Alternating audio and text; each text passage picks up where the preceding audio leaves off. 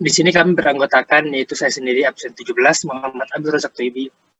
Kemudian absen 21, Poppy Lutfiani Devamanan, dan absen 27, yaitu adalah Willis Unggul Prayuda. Oke, langsung saja pada slide ini pada layar ini sudah ditampilkan sebuah Excel dan juga soal yang diberikan gitu teman-teman semua. Dan sebelum kita masuk ke dalam perhitungan, tentunya di sini ada beberapa asumsi yang kita berikan dan juga data-data yang kita gunakan itu teman-teman. Yang pertama adalah tahun dibangun rumah tersebut. Kita asumsikan ini adalah pada tahun 2004. Kenapa? Karena ketika kita lihat di Google Earth, di Google Maps maksudnya, itu pada saat tahun 2004 itu baru muncul rumah yang berada di koordinat itu teman-teman semua. Jadi rumah itu baru ada pada tahun 2004 itu. Oke, selanjutnya. Oh iya, dan pembangunan rumah itu beserta dengan pembangunan pagar itu sendiri. Yang kedua adalah tahun renovasi, yaitu pada tahun 2020. Itu dilihat dari Google Street View. Itu sama lihatnya seperti yang tadi, yaitu perbedaan dengan tahun sebelumnya dan juga tahun yang kita asumsikan. Oke, selanjutnya. Kondisi dari rumah itu terlihat baik karena kita melihat dari gambar-gambar yang telah diberikan, yaitu catnya itu baik, lantai dinding juga kita bisa melihat sama-sama itu sangat mengkilat ya teman-teman, dan juga langit-langit terlihat bersih dan juga struktur-struktur lainnya pun masih sangat terawat. Dan juga selanjutnya adalah tinggi lantai. Di sini tinggi lantai kita asumsikan berdasarkan jemuran pakaian, teman-teman. Jadi itu kita sama-sama melihat ada jemuran pakaian yang kita asumsikan satu jemuran itu adalah tingginya 1 meter. Dan jika diskalakan atau ditambahkan sampai atas mentok, itu adalah 3 meter. Itu teman-teman. Jadi ada 3 kali jemuran jika kita asumsikan teman-teman semua. Selanjutnya adalah luas atap. Luas atap itu adalah sama dengan luas bangunan yang itu kita lihat pada gambar Google Earth itu sendiri, teman-teman, yang tadi kita lihat sama-sama juga. Selanjutnya adalah teras. Tidak terdapat teras pada koordinat yang kita lihat berdasarkan Google Street View yang koordinat dari yang diberikan itu. Oke, selanjutnya. Pagar yang ada di depan rumah adalah 6 meter, yaitu terdapat pada 2 titik, dan yang di bagian samping adalah 1 meter. Dilihat dari gambar Google Street View. Jadi kita di sini banyak sekali melihat dari bagian Google Street View dan juga Google Maps untuk menyempurnakan asumsi-asumsi kami semua gitu.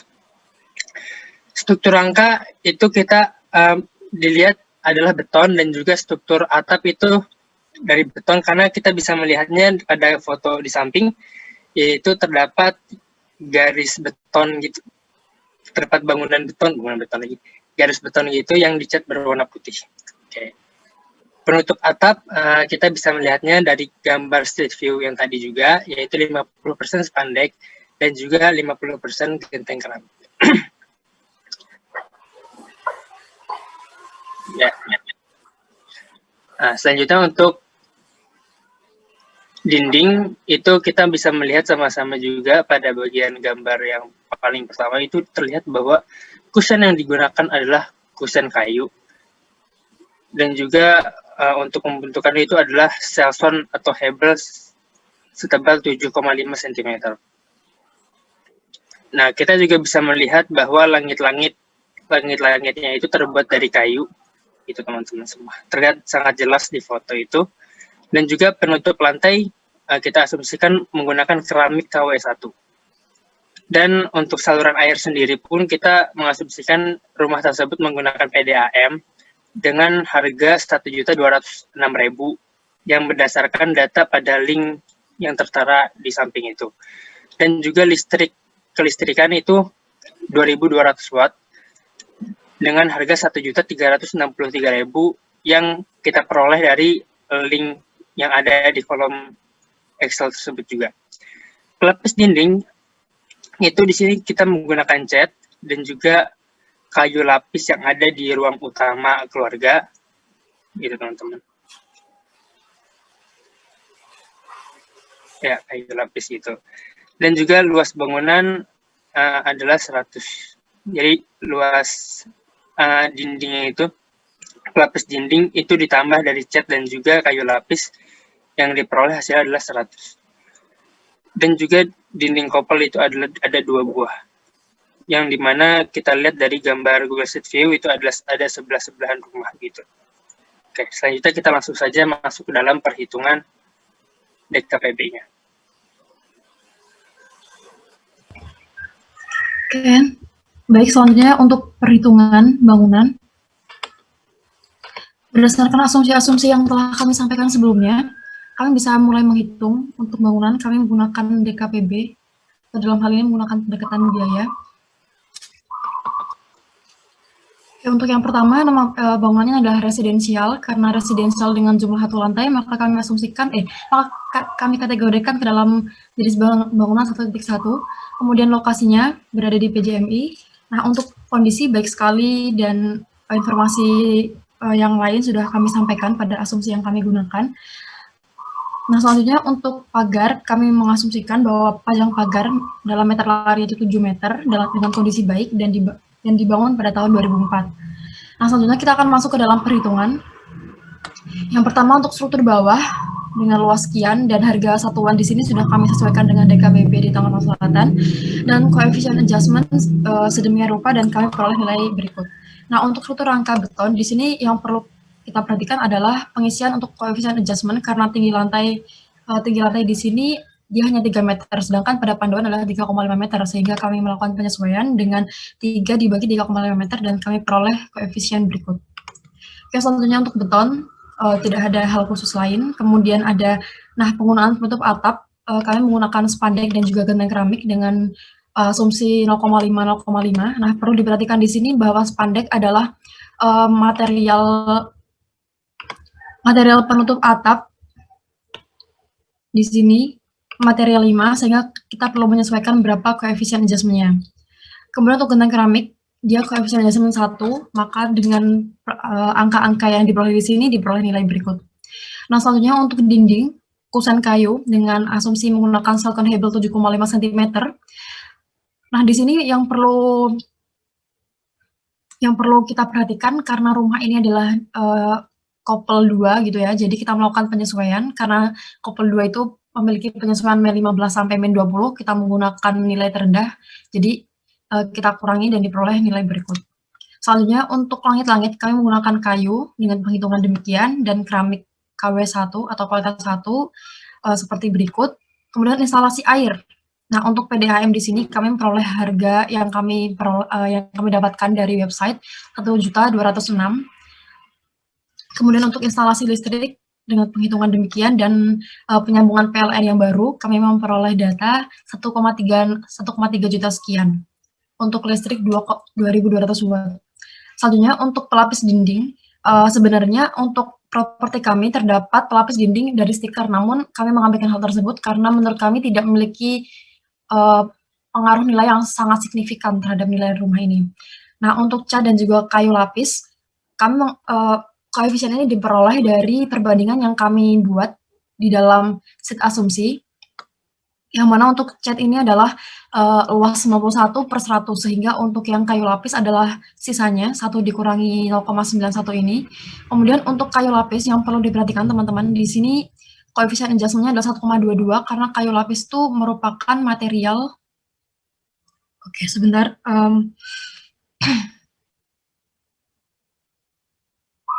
material 2, sehingga perlu dilakukan penyesuaian terhadap koefisien adjustment-nya dan kita peroleh nilai demikian. Nah, selanjutnya untuk fungsi bangunan atau ruang karena tidak terdapat teras, jadi kita kosongi dan diperoleh jumlah sekian. Kemudian untuk koefisien jumlah lantai karena hanya terdiri dari 1 lantai no basement, kami memperoleh nilai berikut. Dan untuk biaya tidak langsung karena merupakan bangunan kategori 1.1, di sini kita bisa melihat bahwa jumlahnya dari 12, maka di sini kami memasukkan angka 12% dan diperoleh biaya tidak langsung sebesar 40 juta sekian. Nah, kita peroleh NRC-nya. Di sini kita bisa menghitung NRC yang sudah terdapat di Excel ini ya, sudah dituliskan formula. Dan di sini NRC-nya adalah di atas 1,5 juta. Nah, ini penting teman-teman karena kita akan menentukan berapakah depresiasi yang digunakan. Nah, misal di sini untuk penyusutan bangunannya dengan NRC 1,5 juta lebih, umur efektif bangunan 6 tahun, dan kondisinya sangat baik. Di sini kita lihat pada tabel penyusutan 1A, dengan lebih dari 1,5, kemudian kondisinya baik sekali, dan tadi 6 ya, 14%, maka kami di sini meneruskan 14%, dan kami memperoleh penyusutan fisik sebesar 52 juta sekian.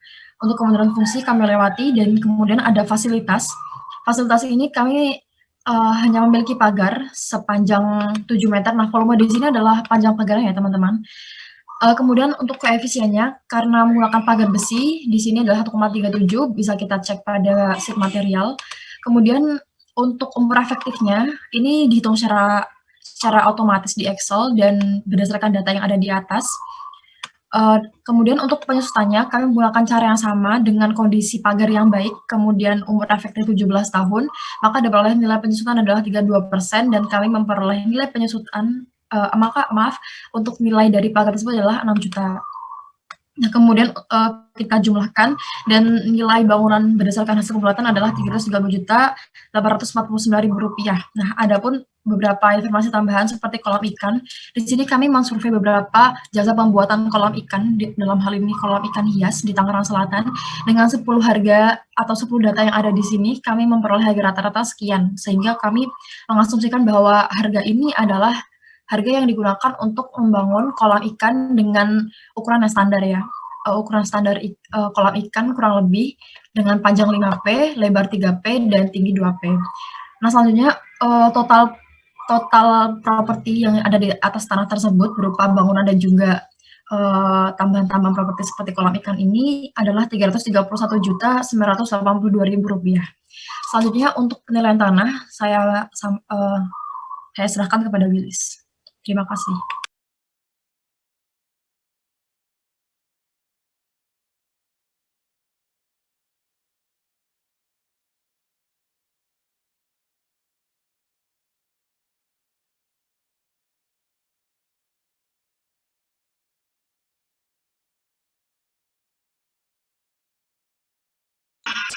Apakah sudah terlihat, teman-teman?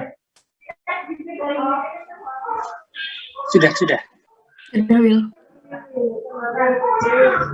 Baik, saya akan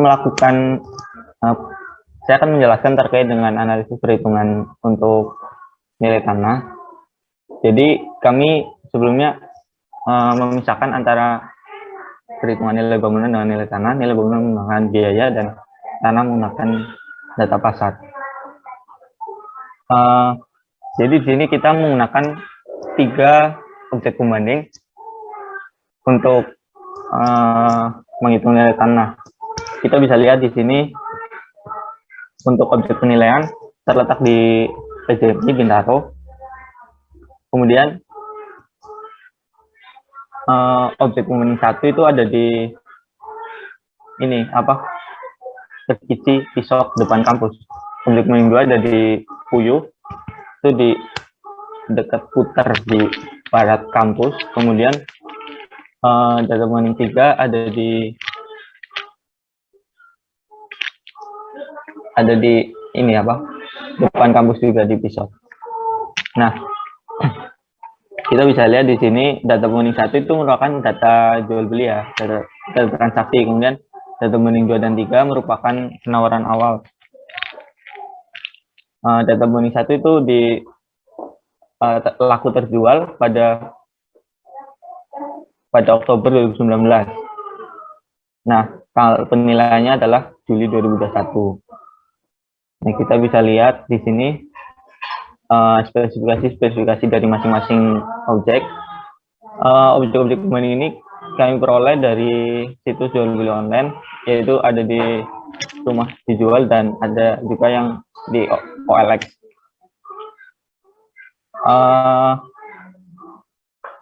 Data pembanding 1 itu luas tanahnya 250 meter dengan harga 3.625.000.000. Kemudian objek pembanding 2 256 meter dengan harga 900 juta sekian. Kemudian data pembanding 3 184 meter dengan harga 2.024 juta. Kita langsung saja masuk ke perhitungan untuk penyesuaian transaksi, terkait dengan penyesuaian. Yang pertama ada jenis transaksi. Jadi kan tadi untuk data pembanding 1 itu kan data jual beli atau transaksi ya. Jadi tidak dilakukan penyesuaian. Yang dilakukan penyesuaian itu data 2 dan data 3 karena masih harga penawaran. Bagaimana bisa ketemu angka sekian? Kami menggunakan ini apa? Jadi kami mengumpulkan data-data transaksi yang ada di Jabodetabek. Ini kebetulan sebelumnya di mata kuliah analisis pasar properti ada tugas untuk melakukan survei-survei terkait dengan properti-properti yang ditawarkan itu harga dealnya atau harga transaksinya berapa. Nah, kami mengambil data-data dari data tersebut, yaitu wilayah Jabodetabek, Jakarta dan sekitarnya. Jadi, misal untuk tanah ini 300 meter di Kembangan Selatan, harga penawaran per meter, harga penawarannya adalah 32.500.000. Kemudian dari survei yang tadi lakukan, harga transaksi per meternya menjadi atau harga dealnya menjadi 30.850.000. Nah, di situ terdapat selisih antara harga penawaran ke harga transaksi, yaitu berkurang sebesar 5,35%. Nah, kita hitung satu-satu sampai ke 10 ini, kemudian kita rata-rata, kami peroleh 4,14%. Nah, 4,14% ini yang akan kami gunakan untuk melakukan penyesuaian terkait dengan harga penawaran. Jadi kita kembali ke sini. Jadi 121 juta ini kami peroleh dari harga objek pembanding dikalikan dengan minus 4,14%. Mengapa minus? Karena harga penawaran akan berkurang sebesar 4,14%, kemudian menjadi harga deal atau transaksinya.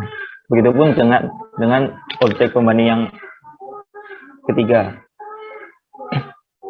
Nah, itu untuk penyesuaian terkait dengan jenis transaksi. Kemudian terkait dengan waktu transaksi. Jadi objek pembanding 1 merupakan data jual beli ya, yang telah dilakukan pada Oktober 2019, sehingga perlu dilakukan penyesuaian. Bagaimana kami memperoleh angka 72.500.000 ini? Jadi kami menggunakan data inflasi yang kami peroleh dari situs Bank Indonesia. Jadi kami mencari data inflasi dari Oktober 2019 sampai Juni 2021. Kemudian kami rata-rata dan diperoleh angka 2%. Nah, 2% ini yang akan kami gunakan untuk melakukan penyesuaian terkait dengan waktu transaksi. Jadi 2% dikali dengan harganya tadi 3,6 miliar, diperoleh 72.500.000. Nah, ini akan menambah nilai data pembanding 1. Kemudian untuk data pembanding 2 dan 3,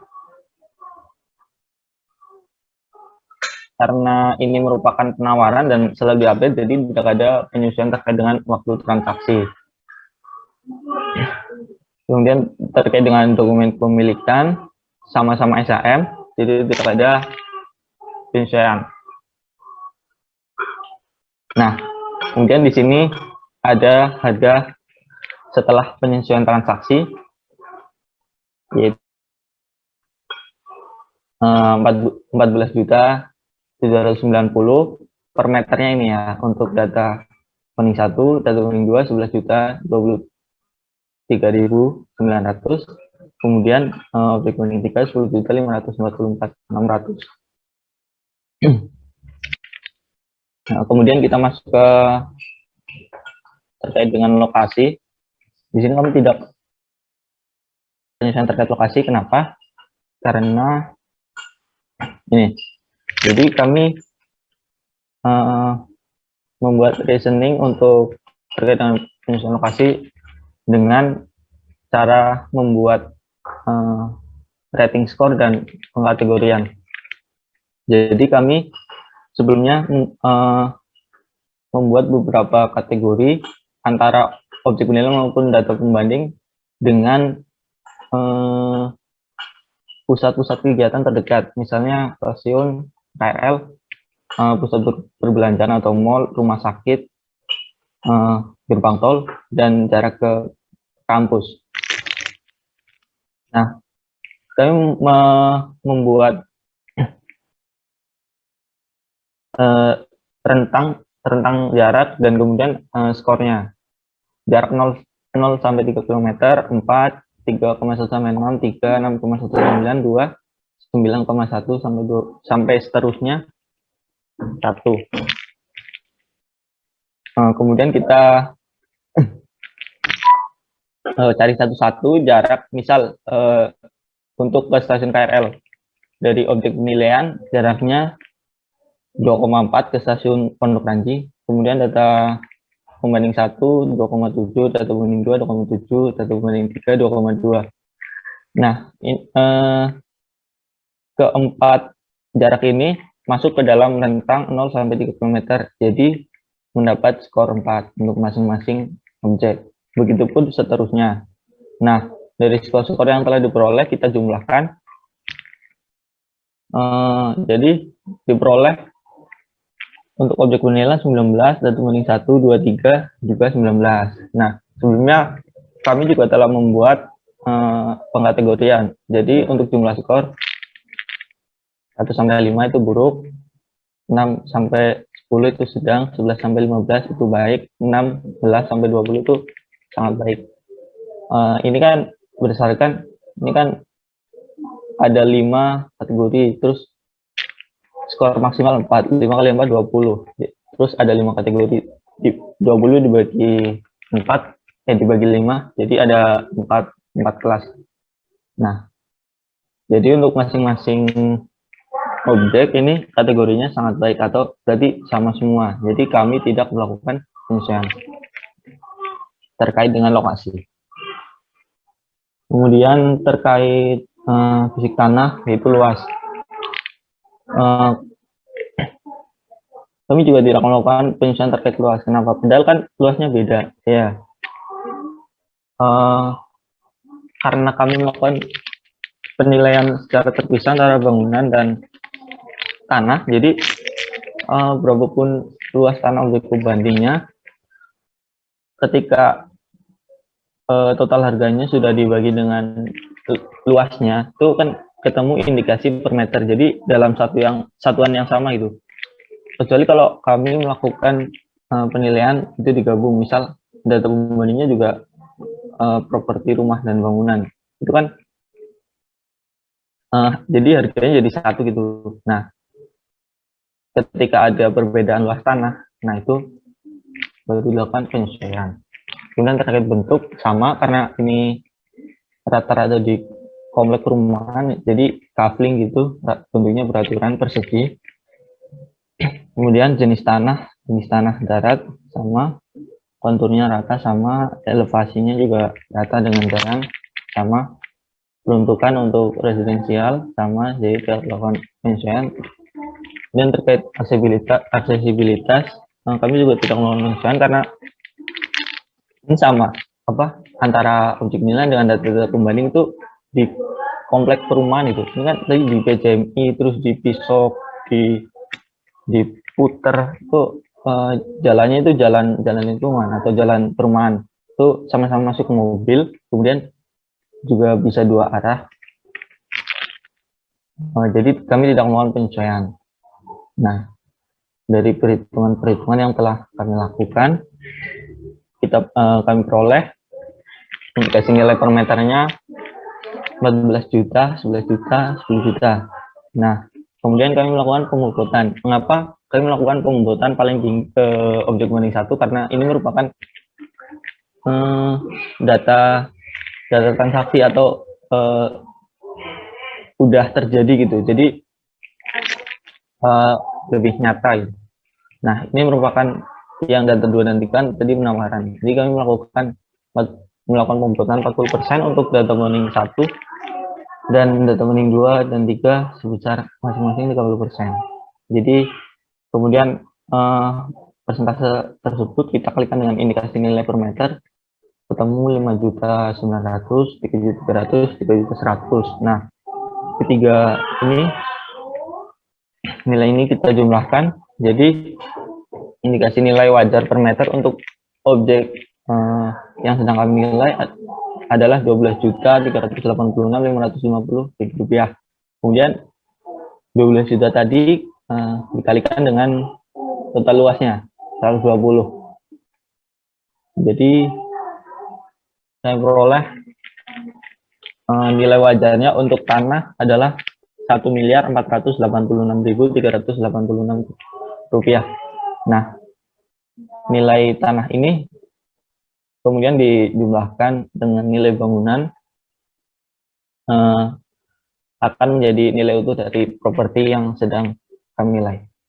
Sekian dari saya, terima kasih. Oke, terima kasih kepada teman-teman semua. Sekian dari kelompok kami. Terima kasih kepada Bapak Heri dan juga teman-teman semua. Lebih kurangnya mohon dimaafkan. Kami kembalikan kepada Pak Heri. Wassalamualaikum warahmatullahi wabarakatuh. Waalaikumsalam warahmatullahi wabarakatuh.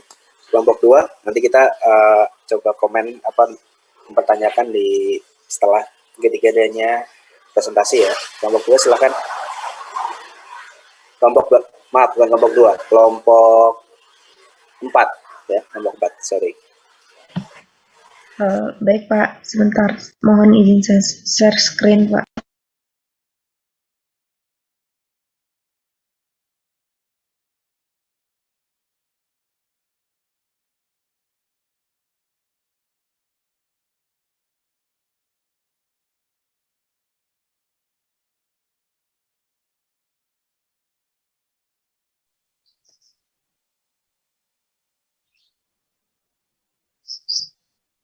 Assalamualaikum warahmatullahi wabarakatuh.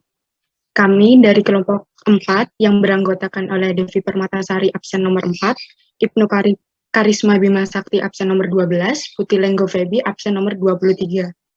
Di sini kami akan menjelaskan hasil tugas atau diskusi kelompok kami. Pertama-tama, saya akan menjelaskan objek penilaian yang kami dapatkan. Yang pertama, lokasi. Berlokasi di Bintaro, Tangerang Selatan, yaitu di kawasan PJMI. Yang kedua, data aset. Luas tanah 120 meter persegi, bentuk segi 4, luas bangunan 100 meter persegi, bangunan 1 lantai dengan 4 kamar tidur, 2 kamar mandi, wastafel dan kitchen set, kolam ikan, listrik, token 2.200 watt. Foto-foto aset. Bisa dilihat dari situ, fotonya seperti ini.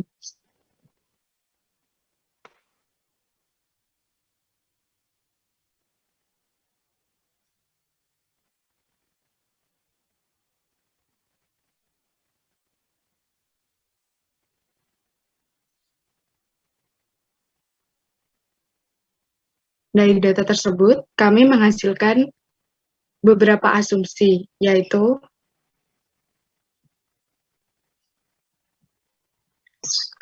asumsi gambar denah, ukuran tanah 10 x 12 meter, ukuran bangunan 10 x 10, ukuran kolam sebesar 2 x 1 x 1 meter, asumsi luas teras 1,5 x 3 meter, asumsi ukuran kamar mandi 1,5 x 2 meter, asumsi terdapat perkerasan di depan rumah, asumsi ruangan kamar mandi dan garasi, plafon gipsum, dan pagar setinggi 2 meter. Selanjutnya, dari data tersebut kami menghasilkan dana kira-kira seperti ini.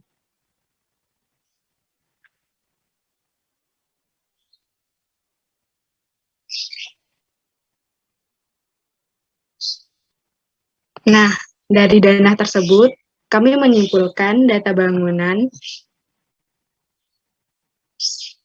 yang diperoleh. Yang pertama, garasi dengan luas 10,5 meter, plafon gipsum, pelapis dinding cat.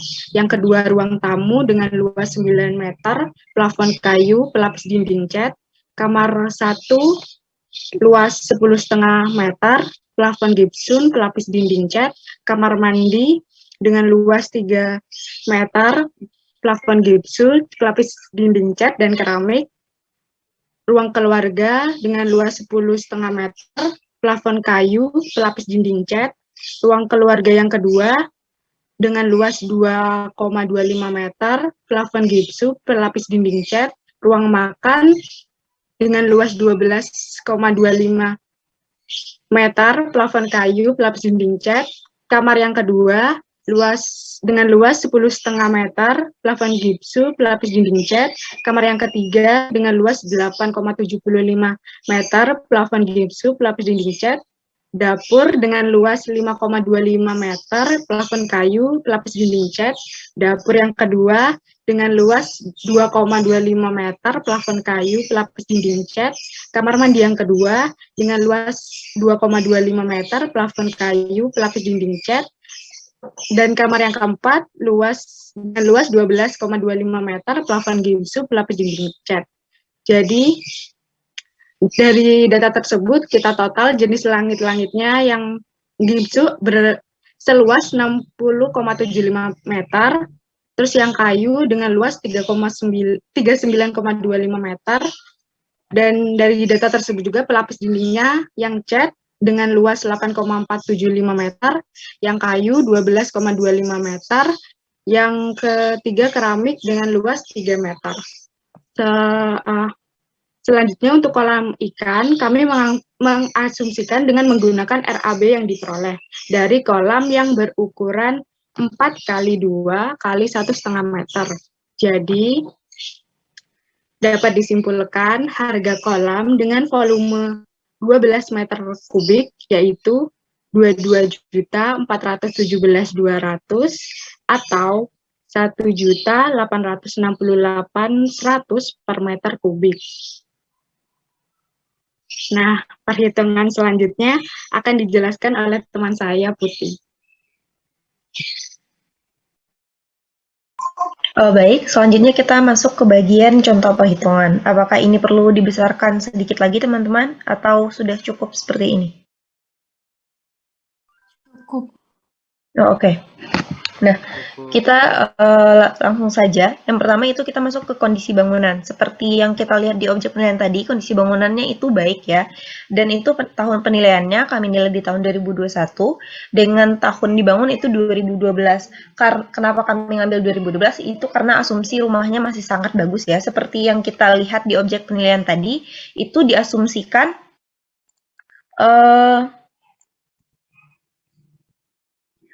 lokasinya adalah fiksi, jadi sebenarnya tidak bisa kita cari di internet, sehingga kami hanya memakai asumsi dari kira-kira saja. Asumsi tahun kira-kira tahun 2012 itu ke tahun 2021 kondisi rumahnya masih sangat baik. Itu jumlah lantainya 1, dengan tidak ada basement, kemudian itu tinggi lantainya 3,5 meter, kami tetap memakai 3,5 meter, karena walaupun seperti yang dipakai kelompok 1 tadi ini kira-kira 1 meter, tetapi karena ini pemfotoannya miring, jadi tinggi lantainya akan bias. Itu jadinya 3,5 meter, karena kalau kita lihat dari memakai gambar lurus, ini adalah 3,5 meter, dilihat dari sini.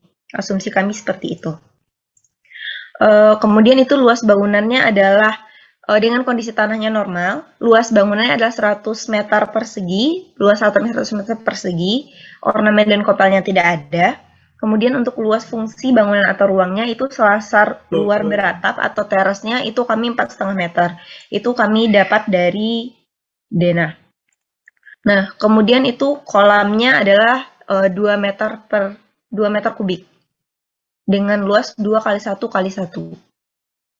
Nah, itu data fasilitasnya itu ada pagar dengan luas 10,5 meter persegi, tahun dibangunnya juga 2012, kondisinya baik, dan kondisi luas perkerasannya adalah 13,5 meter persegi dengan kondisi baik. Dibangunnya juga tahun 2012. Nah, kita masuk ke kertas kerja perhitungannya. Pertama itu struktur bawah, dengan luas 100 meter, harga satuannya 518.617 dengan koefisiennya tetap 1. Ini dapat kita lihat di harga material, ini tetap sama. Kemudian struktur rangkanya adalah beton dengan luas 100 meter dengan harga satuan 253.854. Kemudian itu struktur atapnya, kami pakai kayu dengan luas 100 meter dengan harga satuan 230.859. Nah, kita masuk ke penutup atapnya. Penutup atap kami memakai genteng keramik dengan luas 100 meter. Itu dapat kita lihat di material 1. Jadi, harganya adalah 355.546. Kemudian kita masuk ke dindingnya. Material dinding adalah kusen kayu hebel 7,5 cm. Itu kalau hebel itu masuk di material 4 dengan koefisiennya tetap 1. Jadi harga adalah 916.029. Kita masuk ke langit-langit. Materialnya ada kayu. Ini pembagiannya berdasarkan yang disebutkan oleh rekan saya tadi, Devi, yaitu untuk dengan luas 39,25 meter. Ini langit-langit kayu. Ini adalah material 5. Nah, jadi itu harga adalah 524.081. Nilainya seperti ini nanti setelah dikalikan. Kemudian kita masuk ke material gypsum yang untuk bagian kamar dan lain-lainnya. Ini adalah luasnya adalah sebesar 60,75 meter. Kalau misalnya gypsum dia di material 1.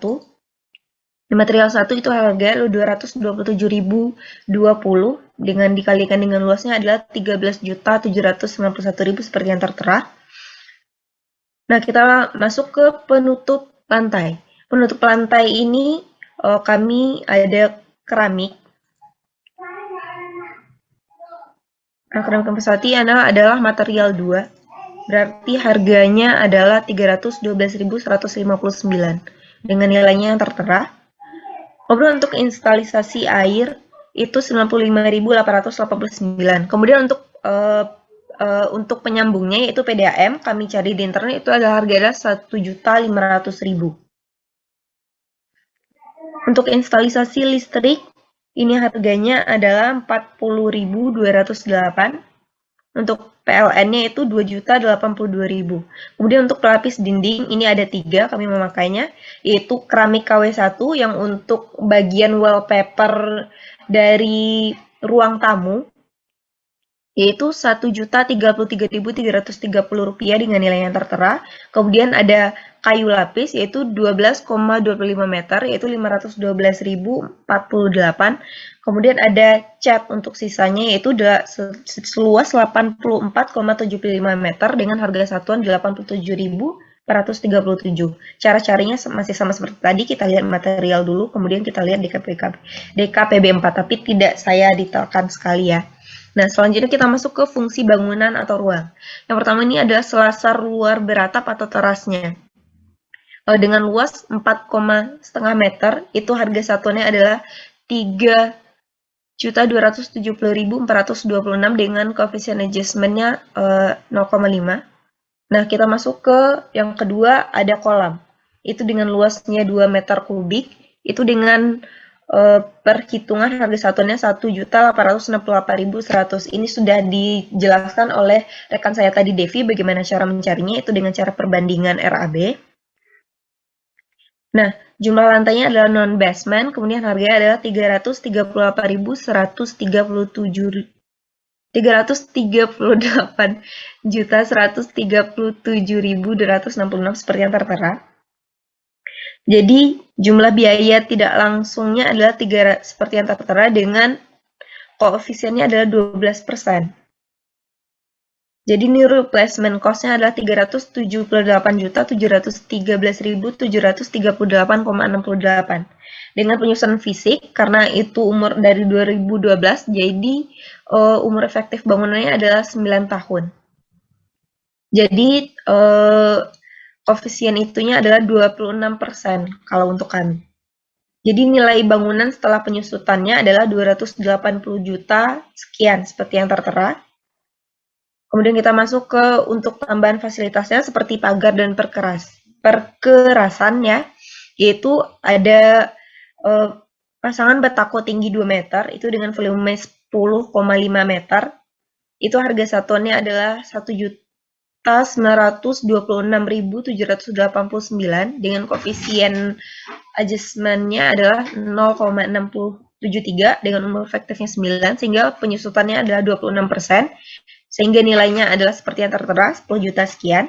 Kemudian untuk perkerasannya, yaitu dengan komponen beton tak bertulang, itu volumenya 13,5, yaitu harga satuannya adalah 121.860, dengan koefisiennya 1, umur efektifnya tetap 9, kemudian penyusutannya adalah 31%, sehingga nilainya adalah sekitar 1.135.000 sekian. Jadi jumlah untuk fasilitasnya itu 11.213.000 sekian. Jadi nilai bangunan dan fasilitas menurut asumsi kami adalah ditambahkan yaitu 291.462.000. Untuk penilaian selanjutnya akan dilanjutkan oleh rekan kami Ibnu. Kepada Ibnu dipersilakan.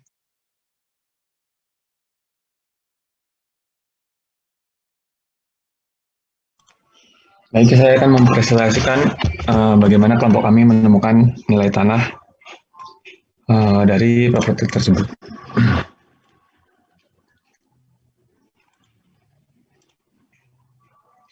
Sebelumnya, ini adalah objek pembanding yang saya temukan di website rumah.com, dan rumah123.com. Yang objek perbanding pertama itu, sebentar kita lihat dulu di sini. Ini objeknya. Situ kita ke identifikasi objek. Identifikasi objek penilaian lokasinya berada di Jalan Cegeraya nomor 112 Jurang Mangu Timur, Pondok Aren, Tangerang Selatan. Tepatnya di sebelah timur Harmoni Swalayan. Tanggal penilaiannya adalah tanggal 20 Juli 2021 kemarin. Ada hak berupa SHM dengan luas tanah 120 meter persegi. Fisik yang akan saya gunakan untuk penyesuaian fisik nanti adalah aksesabilitas, jarak dari pusat kota perbelanjaan, lingkungan objek, kontur tanah, dan bentuk tanah. Aksesabilitasnya itu merupakan jalan sekunder dari Jalan Cegeraya, kemudian jarak dari pusat perbelanjaannya adalah 6,2 km dari Bintaro Exchange, kemudian lingkungan objeknya yang merupakan perumahan sedang, kontur tanahnya datar, dan bentuk tanahnya persegi. Kemudian dari objek pembanding, ketiga-tiganya saya dapatkan dari objek penawaran. Yang objek pembanding 2 itu aslinya adalah Juli 2020 dengan harga 975 juta. Karena nanti di penyesuaian waktu transaksi itu cuma bisa maksimal kurang lebih 9 bulan. Jadi yang saya masukkan 6 bulan sisanya saya masukkan di sini. Kemudian yang ini harganya 4.750 juta. Lokasinya berada di Jalan Cegeraya, Jurang Mangu Timur, Pondok Aren, Tangerang Selatan, dekat Mitra 10. Yang kedua di Jalan Glatik, Kecamatan Ciputat, Tangerang Selatan. Lebih tepatnya dekat di Stasiun Pondok Ranji. Yang terakhir adalah di Jalan Cut Nyadin, Pondok Aren, Tangerang Selatan, Barat Pekanstan. Waktu transaksinya yang ini adalah 1 Juli 2021. Yang kedua adalah aslinya adalah Juli 2020. Ini saya ambil ini biar pas ini 6 bulan, nanti di sini juga 6 bulan. Terus objek ketiga adalah 12 Juli 2021. Semuanya terdapat hak SHM. Terus aksesabilitasnya untuk objek pertama itu berada di jalan sekunder, objek kedua itu di jalan tersier, dan objek ketiga itu juga di jalan sekunder. Terus jarak dari pusat perbelanjaan untuk objek 1 itu 6,2 km dari BXC, yang kedua itu sekitar 2 km dari Bintaro Exchange, yang ketiga itu juga 6,2 km dari Bintaro Exchange. Lingkungan objeknya untuk objek 1 dan 2 itu perumahan sedang, dan untuk objek ketiga itu perumahan menengah ke atas. Untuk tanahnya semuanya datar dan bentuk tanahnya semua persegi. Luasnya untuk objek pertama itu 1.260, yang kedua 140, yang ketiga 266. Dari jenis transaksi kita asumsikan dari penawaran menuju jual beli itu dapat ditawar sebesar 10%. Jadi di sini 10%, di sini 10%, maka terjadi penyesuaian seperti ini. Kemudian untuk waktu transaksi, saya temukan di salah satu website kemarin semester pertama 2021 itu inflasi properti sebesar 1,51%, sehingga dalam setahun saya asumsikan 2 kalinya 3,02%, sehingga rata-rata bulannya adalah 0,25%. Karena ini udah di bulan Juli, jadi tidak ada selisih bulan, jadi tidak ada penyesuaian. Yang ini adalah 1 tahun, yang 6 bulan sudah di depan tadi. Jadi 6 bulan sisanya ini 1,5%, 1,5% sebelumnya sudah di depan tadi. Hasilnya seperti ini. Kemudian nilai pengembangan tanah, karena tidak ada pengembangan tanah, jadi nilainya tetap. Kemudian dihitung harga tanah per meter persegi. Dapat segini, kurang lebih. Kemudian hak atas tanah, karena ketika tidak ada penyesuaian. Terakhir adalah fisik. Di sini saya mengutamakan jarak ke pusat perbelanjaan adalah yang utama. Jadi jarak ke pusat perbelanjaan nilainya adalah 4. Aksesabilitas dan lingkungan tanah itu sama, tapi lebih kecil dari jarak ke pusat perbelanjaan. Jadi aksesabilitas itu 3 dan lingkungan objek itu 3, karena jika berada di daerah lingkungan kumuh, harga tanahnya juga akan turun.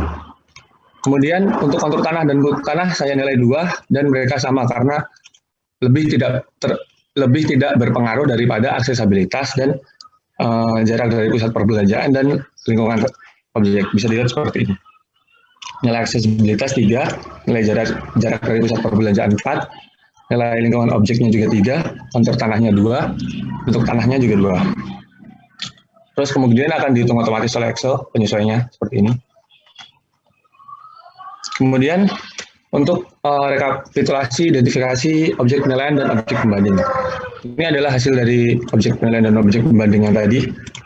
Kemudian di sini skor pemilihan kriterianya jika aksesabilitas jika berada di jalan primer atau lebih dekat dengan jalan primer, dia akan memiliki nilai lebih tinggi. Kemudian jarak dari pusat perbelanjaan. Jika lebih dekat dari pusat perbelanjaan, yang di sini kita mengambilnya itu Bintaro Exchange, maka dia akan memiliki nilai yang lebih tinggi. Lingkungan objeknya juga jika berada di lingkungan yang lebih baik, maka dia juga akan memiliki nilai yang lebih tinggi. Kontur tanahnya jika memiliki kontur tanah yang rata, maka nilainya juga akan lebih tinggi.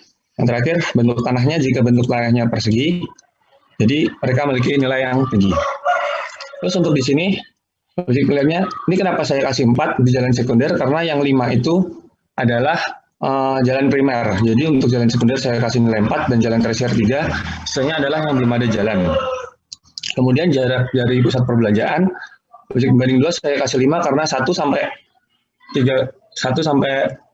km itu saya kasih nilai 5, kemudian 2 sampai 5 km itu saya kasih nilai 4, dan 6 ke atas seterusnya. 6 ke atas berarti 3. Kemudian lingkungan objek, jika lingkungan objek ini tadi yang objek ketiga itu perumahan menengah ke atas, jadi saya nilai 4. Yang 5 itu adalah objek perumahan elit, kemudian sisanya 3 karena perumahan sedang semua. Untuk kontur tanah karena sama, saya kasih nilai 5 semua, dan bentuk tanah sama, saya kasih nilai semua. Kemudian akan dihitung oleh Excel hasil penyesuaiannya sebesar ini. Segini. Kurang lebih. Terus kemudian rekonsiliasinya, harga tanahnya ini, kemudian terjadi penyesuaian transaksi 10% tadi, jadi ini, terus kemudian penyesuaian waktu transaksi, yang ini 1,5%, yang ini karena udah sama-sama Juli jadi tidak ada, kemudian biaya penggunaan tanah tidak ada, karena itu tanah kosong, Terus harga tanah tanpa pengembangan setelah penyelesaian transaksi dan waktu transaksi, ini hasilnya. Kemudian luas tanahnya sebesar ini. Setelah itu dihitung harga tanah per meter persegi, hasilnya ini. Harga tanah per meter persegi disesuaikan dengan jenis transaksi, waktu transaksi, dan harga hak atas tanah, hasilnya adalah ini. Kemudian penyesuaian fisik ini tadi, hasilnya ditemukan adalah nilai tanahnya adalah 4.330.591 per meter persegi. Dan areal itu adalah areal belum produktif, belum diapa-apain karena tanah kosong.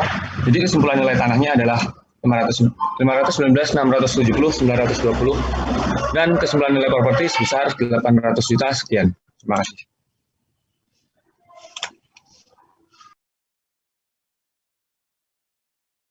Oke, sedang kelompok terakhir di pertemuan kali ini di kelompok 7 ya, nggak salah ya.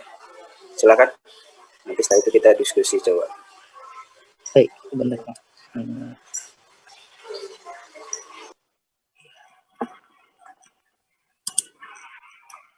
Saya join lewat laptop dulu, Pak.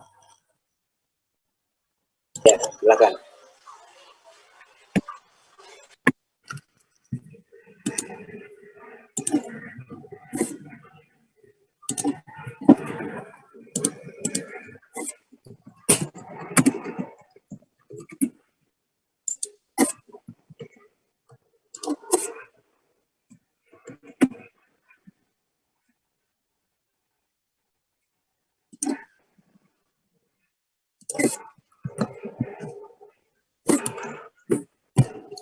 Oke.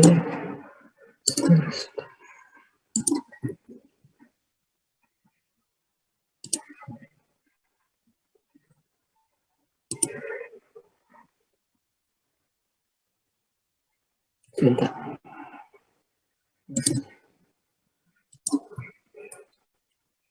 Oke. Baiklah, Assalamualaikum warahmatullahi wabarakatuh. Kami dari kelompok 7. Kelompok 7 terdiri dari anggotanya saya sendiri Alvin Hussein. Yang kedua ada Delila Aulia Faisal. Yang ketiga ada M. Farul Rozi. Jadi di sini kita diberikan penugasan berupa penilaian objek properti berupa tanah dan bangunan. Diketahui koordinat objek penilaian sebagai berikut. Oke, dan informasi data sebagai berikut, data asetnya. Di sini kita dapat menggunakan Google Street View untuk menentukan penilaian terhadap objeknya. Nah, di sini sudah terlihat objek bangunan, penilaiannya. Langsung saja kita ke perhitungan untuk GKPB-nya. Nah, untuk bangunannya sendiri bersifat residensial. Jenis bangunannya 1.1 karena satu lantai. Yang ini. Lokasinya berada di Jalan Jeruk. Sebentar. Oke, di sini. Jalan Jeruk. Kondisinya cukup baik. Baik, ya, dia baik. Sebentar, saya street view lagi. Nah, di sini untuk tahun 2021, sebentar. Di sini 2021 kondisinya baik ya. Nih. Di 2021 sedang dilakukan renovasi. Oke. Tahun penilaiannya 2021. Untuk tahun dibangunannya 2010. Kenapa kita menggunakan 2010? Karena Google Street View punya histori maksimal kurang lebih 10 tahun. Jumlah lantainya ya 1 tadi, non basement. Tahun renovasi bisa dilihat di tahun 2021. Sini. Oke, tahun 2021. Untuk tinggi lantai kita menggunakan tinggi lantai normal. Normal pada bangunan biasanya 3 sampai 3,75. Kita menggunakan 3,75 meter. Untuk luas bangunannya kan sudah diketahui di soal 100 meter. Luas atap pun 100 meter. Untuk bagian pagar, kondisinya sama dengan bangunan karena dibuat sama dengan bangunan tahunnya. Panjang pagarnya 10 meter menggunakan cara distance meter dari Google Street View. Nih. Kurang lebih 10 meter ya.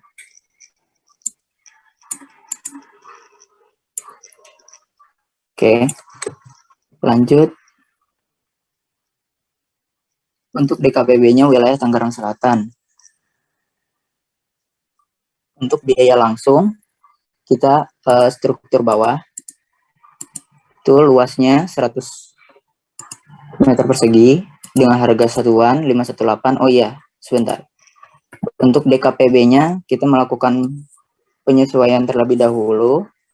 Kita ubah terlebih dahulu untuk kolom bagian 1 dan data-data yang berkaitan seperti penutup atap, pagar, hingga yang lain-lain. Untuk koefisien juga kita menggunakan data Tangerang Selatan sehingga diperoleh harga satuan dan koefisien adjustment yang sudah terkait dengan sheet DKPB dan material. Untuk struktur rangka itu dari beton. Bentar. Nah, untuk struktur rangka kita menggunakan beton karena di daerah sana Bintaro itu dominan itu menggunakan struktur rangka beton karena punya kosan juga menggunakan struktur beton.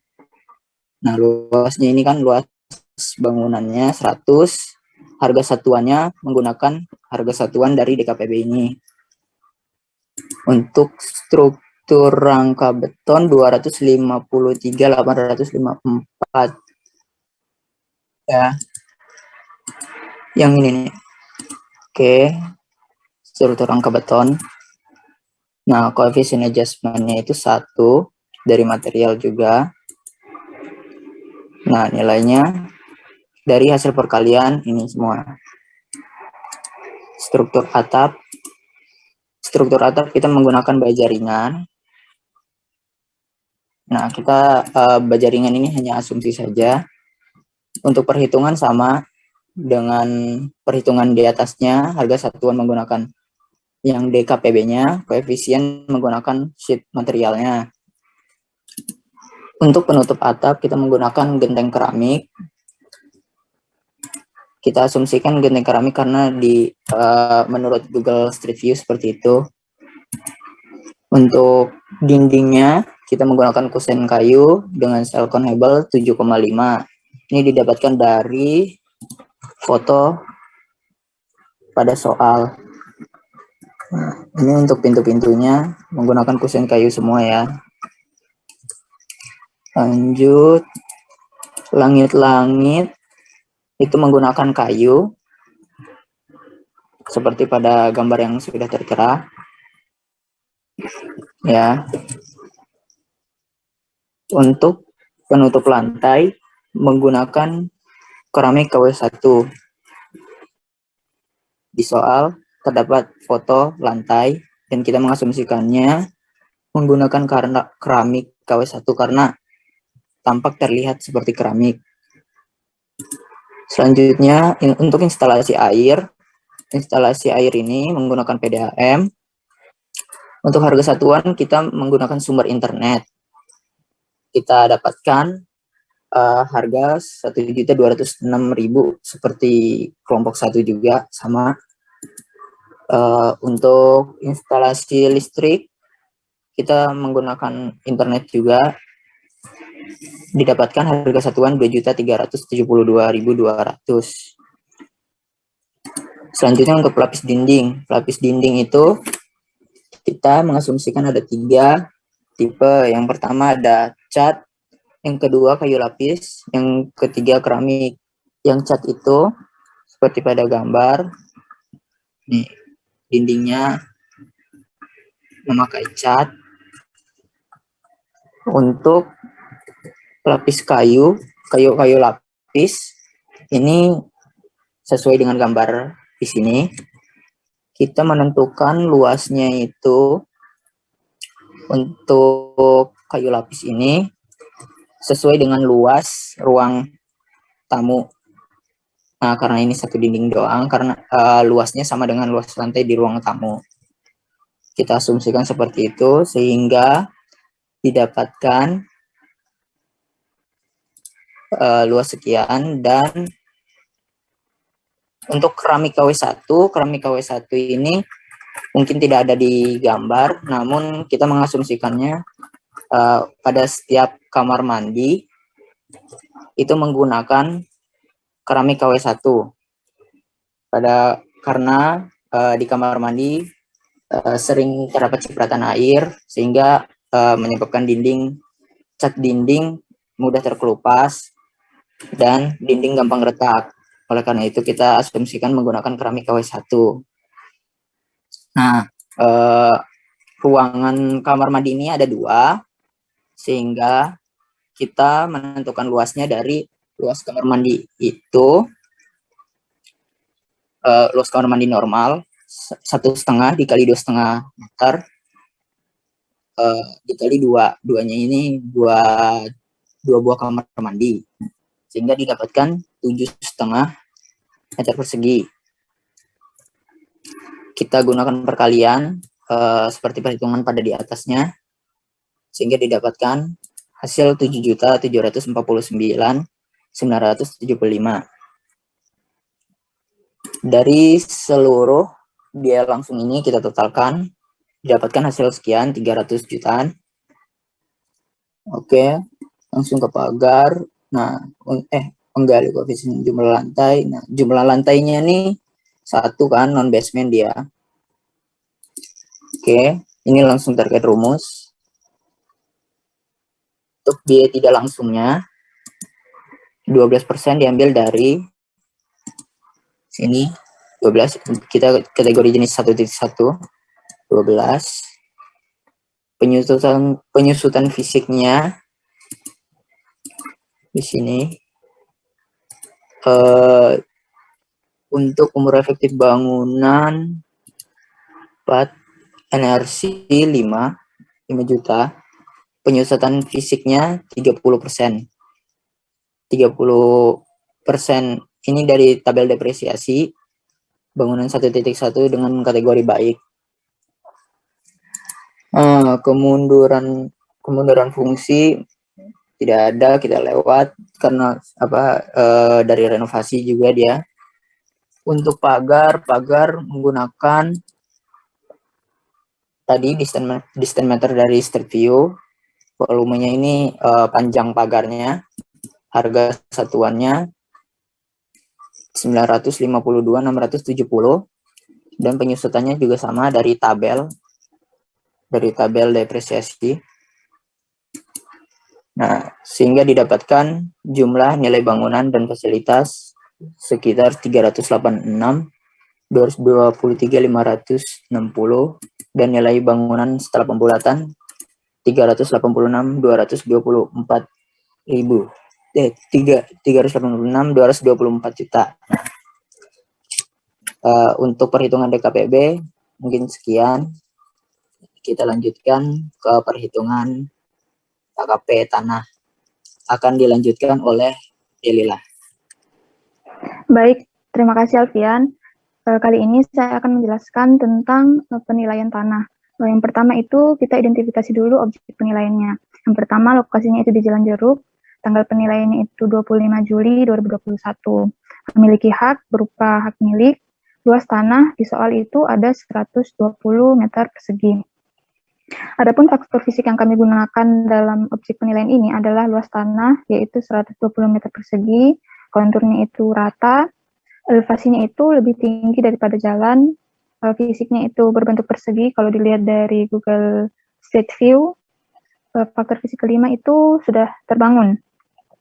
Selanjutnya adalah identifikasi objek pembanding.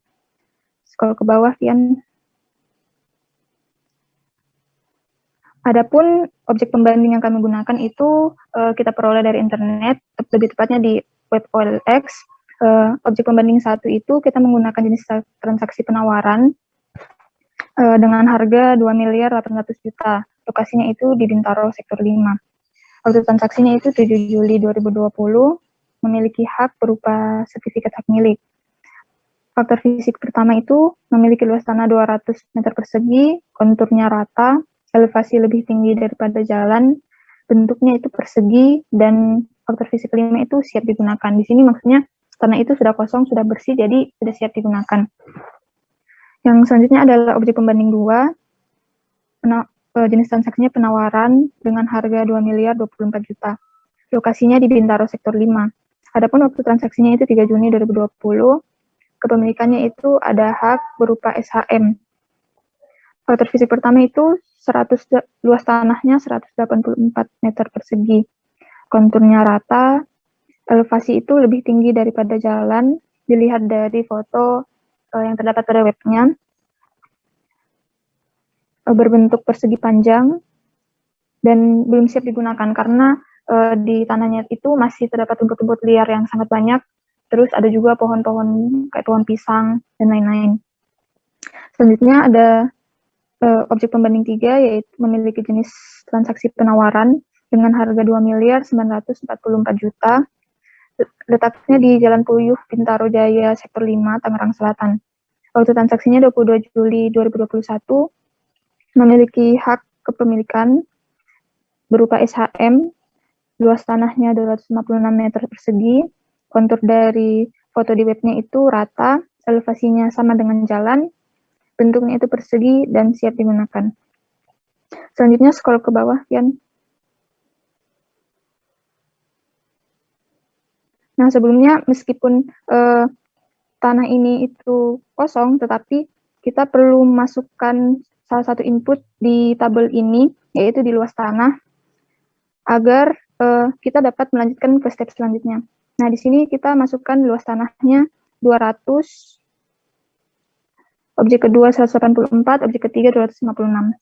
Selanjutnya ke sheet kedua. Selanjutnya adalah penyesuaian jenis transaksi. Nah, di sini kami menggunakan data dari tugas yang sebelumnya kami telah selesaikan, yaitu tugas APP. Nah, di sini kita ambil data di lokasi Jalan Pepaya, Cempaka Putih, Tangerang Selatan dengan harga penawaran 1.928.000.000. Begitupun harga jual belinya sama.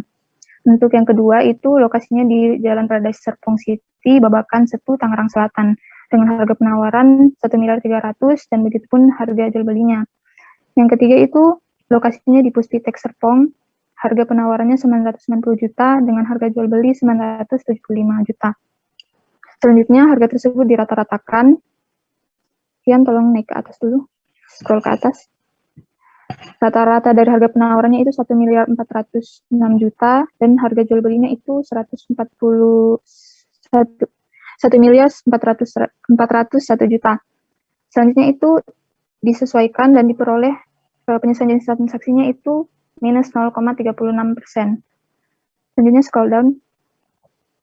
Nah, setelah itu akan auto masuk ke penghitungan harga tanah dan pengembangan setelah penyesuaian jenis transaksi. Diperoleh nilai sebagai berikut. Selanjutnya ke sheet waktu transaksi.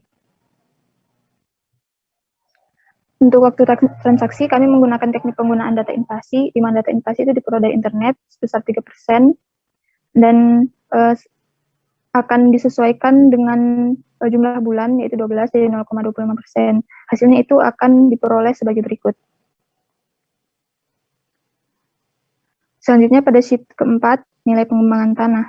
Nilai pengembangan tanah ini akan langsung menyesuaikan dari penghitungan yang sebelumnya, karena luas pengembangan tanah itu nggak ada kan ya, tadi kosong, jadi luas pengembangan tanahnya itu 0, biaya pengembangan tanahnya juga sama 0, jadi harga tanah tanpa pengembangan setelah penyesuaian jenis transaksi itu sebagai berikut. Selanjutnya di sheet kelima, Ini berdasarkan dengan penghitungan yang kita lakukan tadi, akan menghasilkan harga tanah per meter persegi setelah penyesuaian, yaitu untuk objek pembanding 1 14.368 sekian, objek pembanding 2 11.316 sekian, dan objek pembanding 3 11.456 sekian. Sekian dari saya, selanjutnya akan dilanjutkan oleh Rozi. Baiklah, selanjutnya yaitu untuk hak atas tanah. Karena sama-sama SHM, jadi kami memberikan nilai 0%, tidak ada pembandingan pada hak atas tanah. Selanjutnya untuk fisik. Untuk fisik sendiri, kami memberikan skor sesuai dengan urutan kepentingan pembanding tersebut, di mana yaitu untuk faktor fisik pertama, luas tanah, kami beri skor paling tinggi yaitu 5, kemudian untuk faktor fisik kedua, kami beri skor 4, faktor fisik ketiga yaitu elevasi, kami beri skor 3, dan untuk bentuk tanah, kami beri skor 1, dan untuk faktor fisik terakhir yaitu sudah terbangun atau belumnya, kami beri skor 2. Jadi di sini dapat teman-teman lihat untuk perbandingannya. Faktor fisik pertama dengan kedua yaitu 5 versus 4, dan begitu seterusnya sampai di faktor fisik kelima versus faktor fisik lainnya. Selanjutnya mengikuti pengolahan Excel.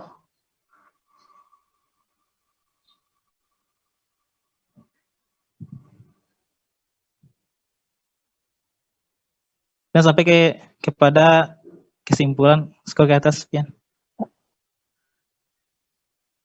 Pada kesimpulan, derajat konsistensi tersebut memuaskan, berarti pas. Selanjutnya di bawahnya yaitu memberikan skor pada unsur dari faktor-faktor fisik objek pembanding. Yang pertama, pertimbangannya yaitu pada faktor fisik pertama yaitu karena berkarakteristik di tempat kos atau anak kuliah, sehingga jika luasnya lebih besar maka bisa dimaksimalkan tempat tersebut untuk dijadikan kosan dan penghasilan pendapatan menjadi lebih besar. Kemudian untuk faktor fisik kedua yaitu kontur tanah tersebut penting karena akan berpengaruh pada dampak bencana alam atau biaya pengurangan untuk pemerataan tanah.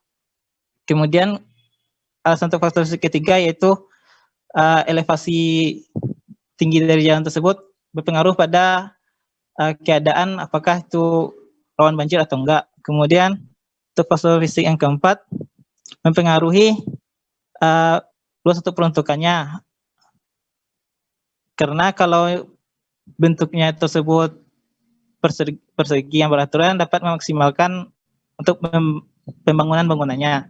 Kemudian yang terakhir yaitu siap dibangun atau tidaknya tersebut mempengaruhi biaya pengurukannya atau biaya kembali untuk menjadikan tanah siap bangun.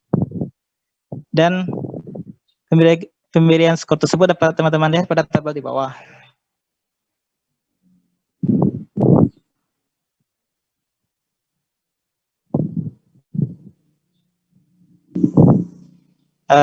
Berdasarkan data penghitungan Excel-nya, kita lihat bahwasanya pada penyuaian fisik untuk objek pembanding 1 senilai 5%, untuk objek pembanding 2 0%, dan objek pembanding 3 5%.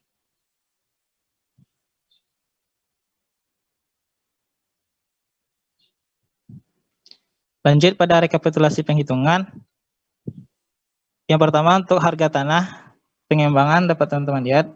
Kemudian untuk penyuaian transaksi objek pembanding 1, 2 dan 3 sama yaitu minus 0,36%. Kemudian harga transaksi sebagai berikut.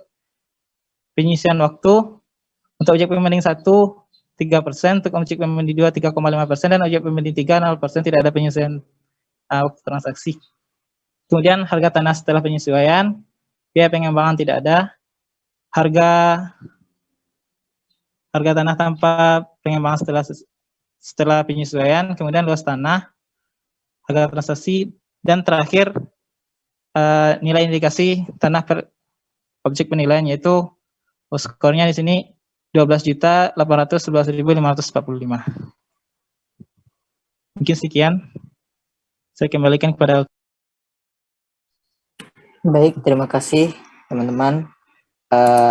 Tadi itu merupakan presentase dari teman-teman kita dari kelompok 7 terhadap objek penilaian. Sekian dari kelompok 7, kurang lebihnya mohon maaf. Wassalamualaikum warahmatullahi wabarakatuh. Waalaikumsalam warahmatullahi wabarakatuh. Tadi sebelum sempat direkap, kita coba rekap terkait dengan nilai. Termasuk menggarisbawahi nilai tanah sebenarnya. Kalau nilai bangunan memang itu untuk pelatihan aja. Jadi untuk nilai tadi nilai pertama itu kalau nggak salah angkanya 1 miliar. Untuk kelompok 7 berapa tadi? Saya lupa, belum saya tulis di sini. Bisa kelompok 7 kita coba lihat nilainya berapa di sini. Untuk objek pembanding 1 ya Pak? Apa? Enggak, nilainya, nilai tanahnya. Oh, nilai tanah. Nilai tanah 12.811.545 per meter persegi, Pak. Jadinya total? Total, sebentar, saya ini 120.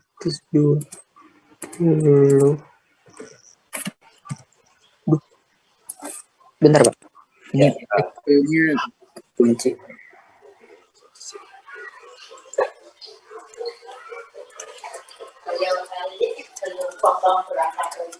$1.537 jutaan, Pak. Berapa? 1.573 juta. 573 jutaan. Juta. Nah, start ini ya. Ya, kita coba lihat. Kita bukan benar ini salah atau benar, saya enggak. Kalau nilai itu kita nggak bicara salah benar ya, tapi kita coba satu-satu kita lihat. Terus penyesuaiannya, kalau yang pertama itu jenis transaksi, yang kedua itu agak banyak tadi ya kalau nggak salah. Yang kedua itu kelompok 4 itu kalau nggak salah untuk yang mendapatkan penyesuaian itu adalah pertama masalah penyesuaian jenis transaksi, kedua waktu transaksi, terus fisik cuma itu ya, fisik jenis transaksi. Oke. Yang ketiga Bapak, ya, untuk yang kelompok 7 itu nilainya 1.587.385.400, Pak. 385 segini 400 aja. Pak. Okay. Oh ya. Oke. Ini lagi penyesuaian fisik. Kalau sini kelompok 7 apa? Penyesuaiannya apa aja tadi? Saya filenya belum dapat. Waktu transaksi sama fisik, Pak. Oh, waktu tadi sama fisik.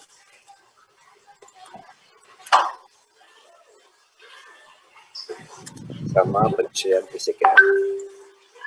Oke. Ya, kita coba bahas satu persatu. Saya nggak akan bilang ini salah nih benar ya, karena sifatnya beda. Tapi yang jelas, yang digarisbawahi adalah karena posisinya sama, ya. Karena posisinya sama. Ya, tadi kalau dibilang karena posisi sama dengan kondisi yang seperti apa, ya harusnya nilainya harusnya sama dong. Kalau kita bicara masalah, kalau penilaian itu adalah ilmu pasti ya, karena 1+1 misalnya sama dengan 2, kan seperti itu. Nyatanya nggak seperti itu ya, nyatanya seperti itu. Walaupun di sini ada kesamaan ya terkait dengan jenis transaksi, karena memang ketersediaan data rata-rata banyak penyesuaian menggunakan data penawaran. Kalau bangunan saya lihat dengan asumsi dan perhitungan freedom match ya. Kalau tadi saya simak 1+1 nggak komen. Artinya kalau kalian mengerjakan juga kertas kerjanya, terutama untuk yang kelompok 1 bisa di contoh salah satunya itu ya terkait dengan bangunan, bahwa oh ini diidentifikasi dulu semuanya ya. Terkait dengan ini sama juga nanti kelompok 2, kelompok 4 itu juga sama sebenarnya. Jadi identifikasi dulu terkait dengan objeknya, baru nanti kertas kerjanya.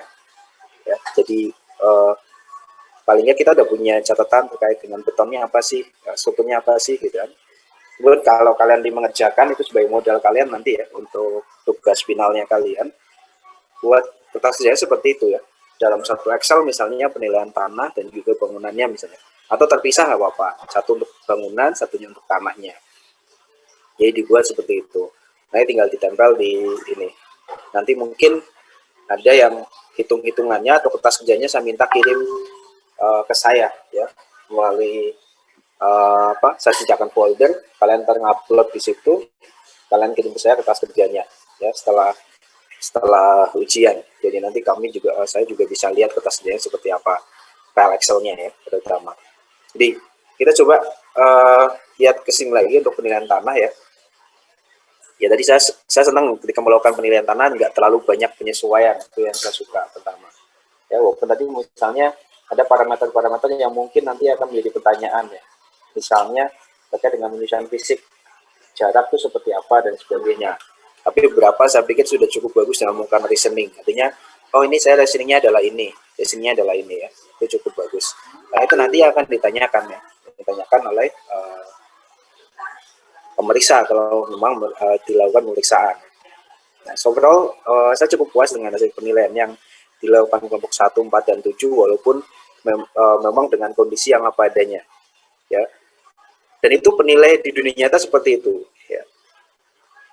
Kadang kita dikasih data yang seadanya, karena datanya, Pak, ininya kok nggak ada, Pak, ininya kok nggak ada, Pak. Gitu. Pernah satu kali misalnya, kita misalnya mau ekstraksi data, ada nilai tanah dan bangunan misalnya, kita data transaksi jual beli tanah dan bangunan, kita mau butuh nilai tanahnya saja gitu. Mau nggak mau kita menilai bangunannya dari mana? Dari luar ya. Kalau ini udah tampak dalamnya ada ya, luarannya sebenarnya itu nggak nyambung ini ya. Saya cuma dapat ada iklan ya tentang rumah dan sebagainya, tampak interior, ada yang tampak eksterior, nanti kelompok 2 tampaknya eksterior ya. Tahu-tahu saya tempatkan rumah itu di satu titik tanah gitu. Mungkin kalau nanti lihat yang titik ke tanah kedua ada yang kosong, ada yang malah ada rumahnya dan beda banget dengan rumah yang tadi gitu. Karena saya sampaikan di sana bahwa itu adalah bukan pada lokasi sebenarnya untuk bangunannya. Lokasi sebenarnya saya ingin tahu kisaran harganya sebenarnya. Ya, kalau kita lihat di sini untuk tanah kan kalau nggak salah semuanya itu tanahnya itu kalau nggak salah 120 meter persegi ya, benar nggak? Iya Pak. Nah, berarti ini range-nya tinggi banget nih. Dari kalau kita lihat 120 meter persegi sekitar kalau yang kelompok 1 angkanya kelihatannya di atas 10 juta per meternya. Kelompok 4 sekitar juta ke bawah. Ya, kelompok 3 jelas-jelas di atas 10 juta juga. Nah, kira-kira ya ini diskusi ya, kira-kira kenapa sampai range-nya tinggi banget nih antara penilaian di kelompok 1 7 dibanding dengan kelompok 4. Kira-kira ada yang komen, silakan.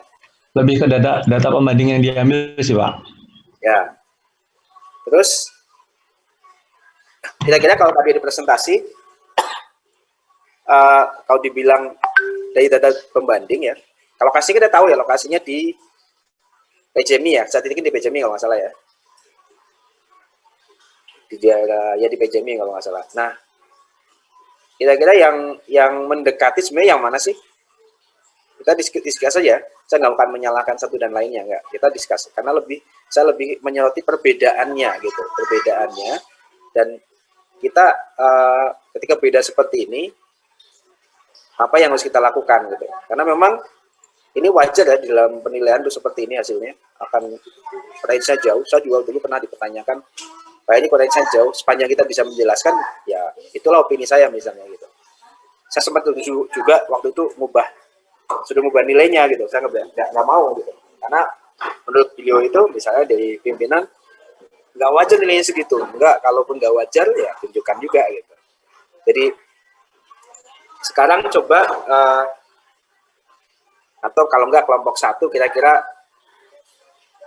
1,4 sekian mengambil data pembanding sekian, itu apa alasannya?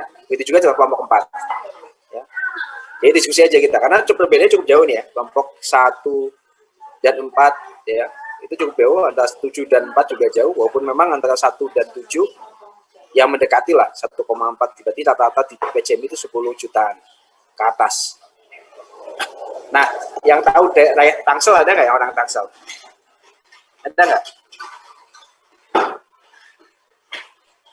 Jakarta paling, Pak. Ya, 10 jutaan, kira-kira gimana tuh?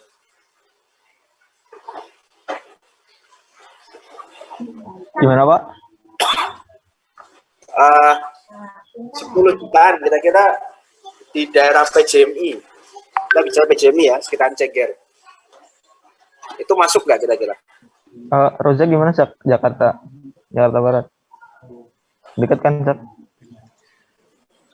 Kalau dari rumah saya sendiri, Pak, itu ada di lokasi Jakarta Barat ya, Pak ya, di daerah Kebonjeruk, dekat-dekat Joglo, ya sekitar kurang lebih 10 km kalau ke kampus. Itu harganya emang kisaran di atas 10 jutaan, Pak. Ya, 10 jutaan ya. Ya.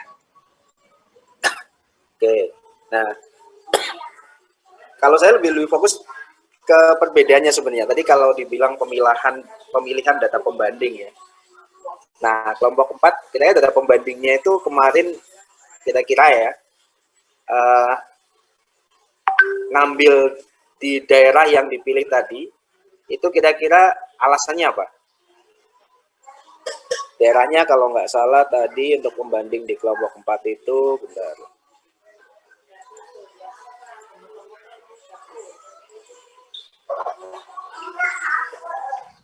Alasannya itu, Pak.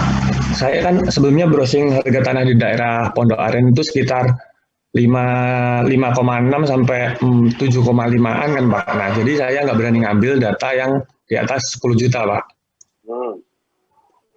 Jadi begitu, Pak, kurang lebih.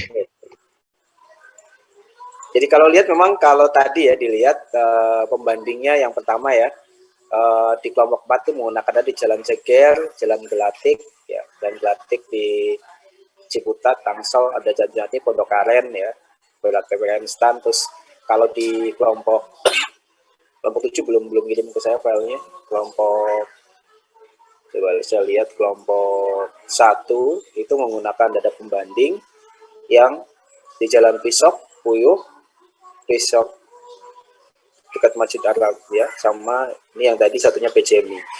Jadi ini yang memang unik. Saya coba share ya, nanti coba share dulu terkait dengan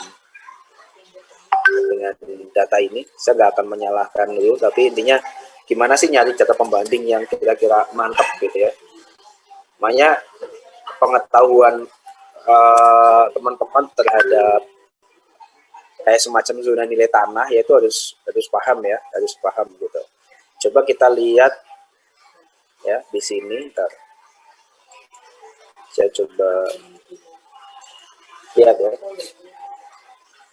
Saya memilih ini daerah-daerah, kita daerah Stan ya, daerah Stan.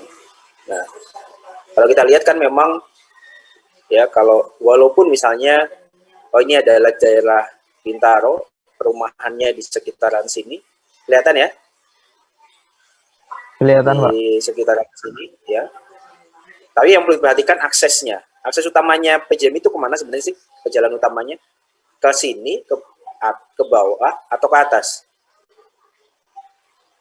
Akses utamanya PJM. Ke atas, Pak. Ke atas. Ke atas, Pak. Ya, itu yang perlu kalian pahami. Jadi kalau misalnya kalian nggak yakin ya, ini nilainya kemana arahnya. Kalau ke atas jelas dia ngikutin harga di sini, sekitaran sini. Ya, kalau ke atas. Kalau ke bawah dia ngikutin harga sekitaran sini. Ya, jadi kita bukan, nanti ingat ya, bukan kita menggunakan data pembanding, nilai 10 juta atau apa itu tadi. Tapi perlu diingat bahwa kira-kira kalau saya punya pembanding seperti ini, saya akan nyari data pembanding di sebelah mana. Ya, itu ditetapkan. Atas bawah. Sebagai contoh, waktu STAN tahun 2002 itu tempat waktu saya kuliah, ini akses ini belum dibuka nih. Jadi akses tanahnya itu ngarahnya ke belakang sana. Ya. Kalau kita mau bikin penilaian di sini, maka aksesnya cuma ada dari belakang. karena penyusunannya cukup gede. Jadi sebenarnya ketika pembukaan akses yang di depan ini secara total, karena ini menyambung ke belakang, ini langsung kayak seolah-olah ada shifting aksesibilitasnya dari yang pertamanya cuma di belakang menjadi ke depan.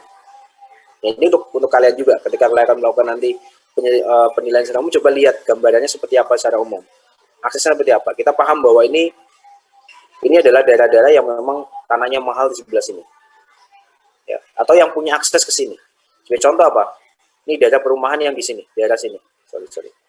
Ini daerah Bintaro. Walaupun dari sebelah jalan dan masuk ke sana, tapi ada akses ya. Ada aksesnya, ternyata dia masuk ke sana. Atau Riverside sini, dia kan masih ke belakang ya. Dia pun punya, walaupun dia masuk agak ke belakang, tapi aksesnya di sini. Saya yakin kalau ada misalnya di Riverside nih, kalau nggak salah ada satu batasan di sini. Ini sebelahan nih, tanah ini dengan tanah ini. Sebelahannya, tanah ini dengan ini. Tapi yakin nilainya pasti akan jomplang. Atau mungkin bukan tanah ini masih di Riverside nih. Nih, antara ini Pasar Ceger ya. Ini perumahan Bintaro yang arahnya aksesnya dari Riverside. Ini yakin kalau misalnya ada dinding di sini, kita selalu nilai 1 di sini sama 1 di Pasar Ceger, itu nilainya langsung jomplang. Ya. Langsung jomplang. Silakan aja kalau kalian mau coba. Walaupun lokasinya titiknya mendekati ya. Di sini ada titik perumahan, di sini ada pasar, di sini pun ada perumahan, banyak ya di sini. Ada perumahan. Itu pasti dia akan jomplang. Karena apa? Harus paham lokasinya. Ya saya memahaminya mungkin karena ya teman-teman karena memang nggak kunjungan fisik, makanya saya nggak akan menyalahkan ya, nggak akan menyalahkan karena melihatnya cuma dari peta. Nah itu kelemahan kita menggunakan penilaian tanah pakai desktop valuation. Kenapa? Karena kita nggak tahu kondisi realnya, ya nggak tahu kondisi realnya.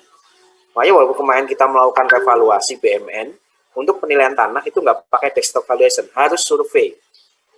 Itu salah satunya, harus survei karena dia kalau nggak survei nggak tahu ada kondisinya, nggak tahu kondisinya seperti apa. Itu yang jadi isu sebenarnya. Kenapa survei ketika penilaian tanah adalah itu? Jadi ini kita latihan nggak ada masalah ya.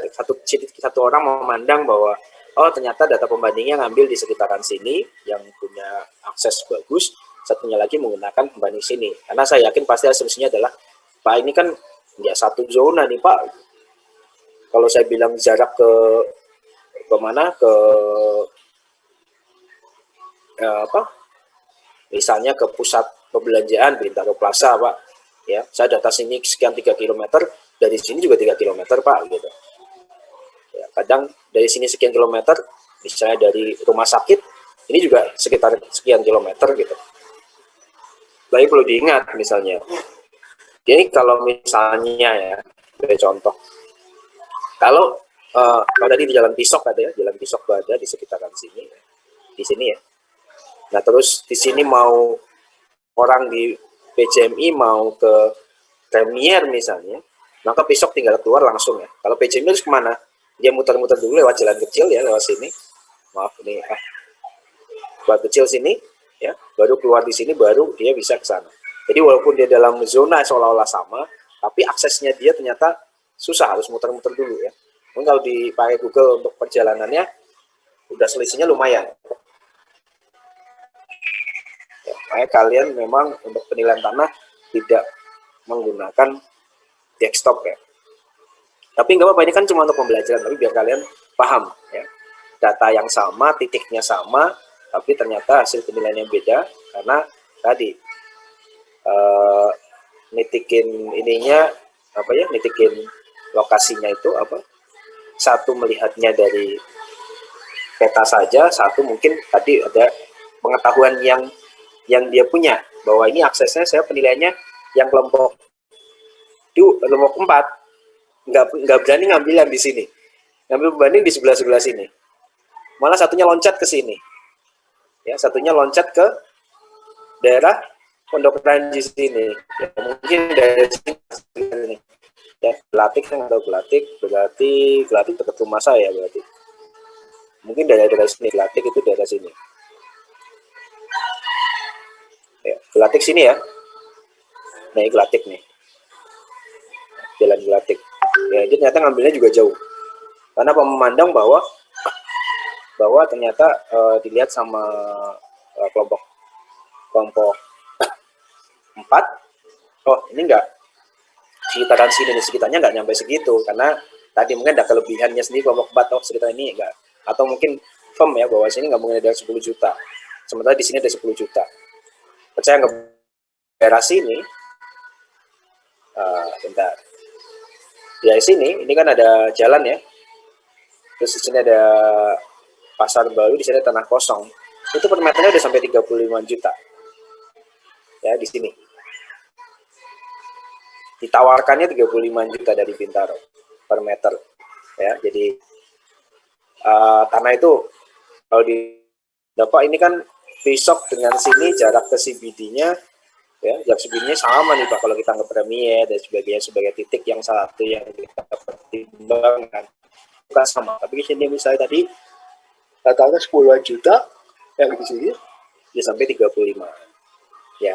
Jadi ini pembelajaran buat adik-adik bahwa yang namanya penilaian tanah memang harus paham terkait dengan kondisi sekitar. Kalau nggak salah titik yang kedua dari sekitaran sini ya, kalau nggak salah titik yang ketiga saya lupa naruh di mana, tapi dia di sekitaran sini aja, ya.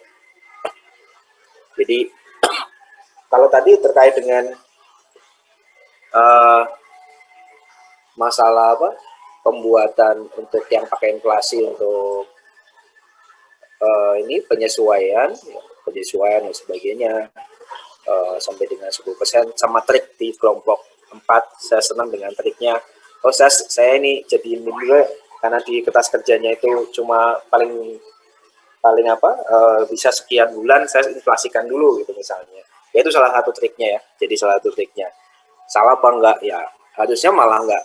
Ya kita mau berapa tahun harusnya kan boleh. Harusnya enggak ada pembatasan yang di dalam standar penilaian juga mengendaki 2 tahun, setelah 2 tahun, transaksi 2 tahun yang lalu, 3 tahun lalu udah nggak boleh lagi misalnya. Kan nggak bilang seperti itu ya. Kalau memang adanya cuma itu gimana gitu misalnya.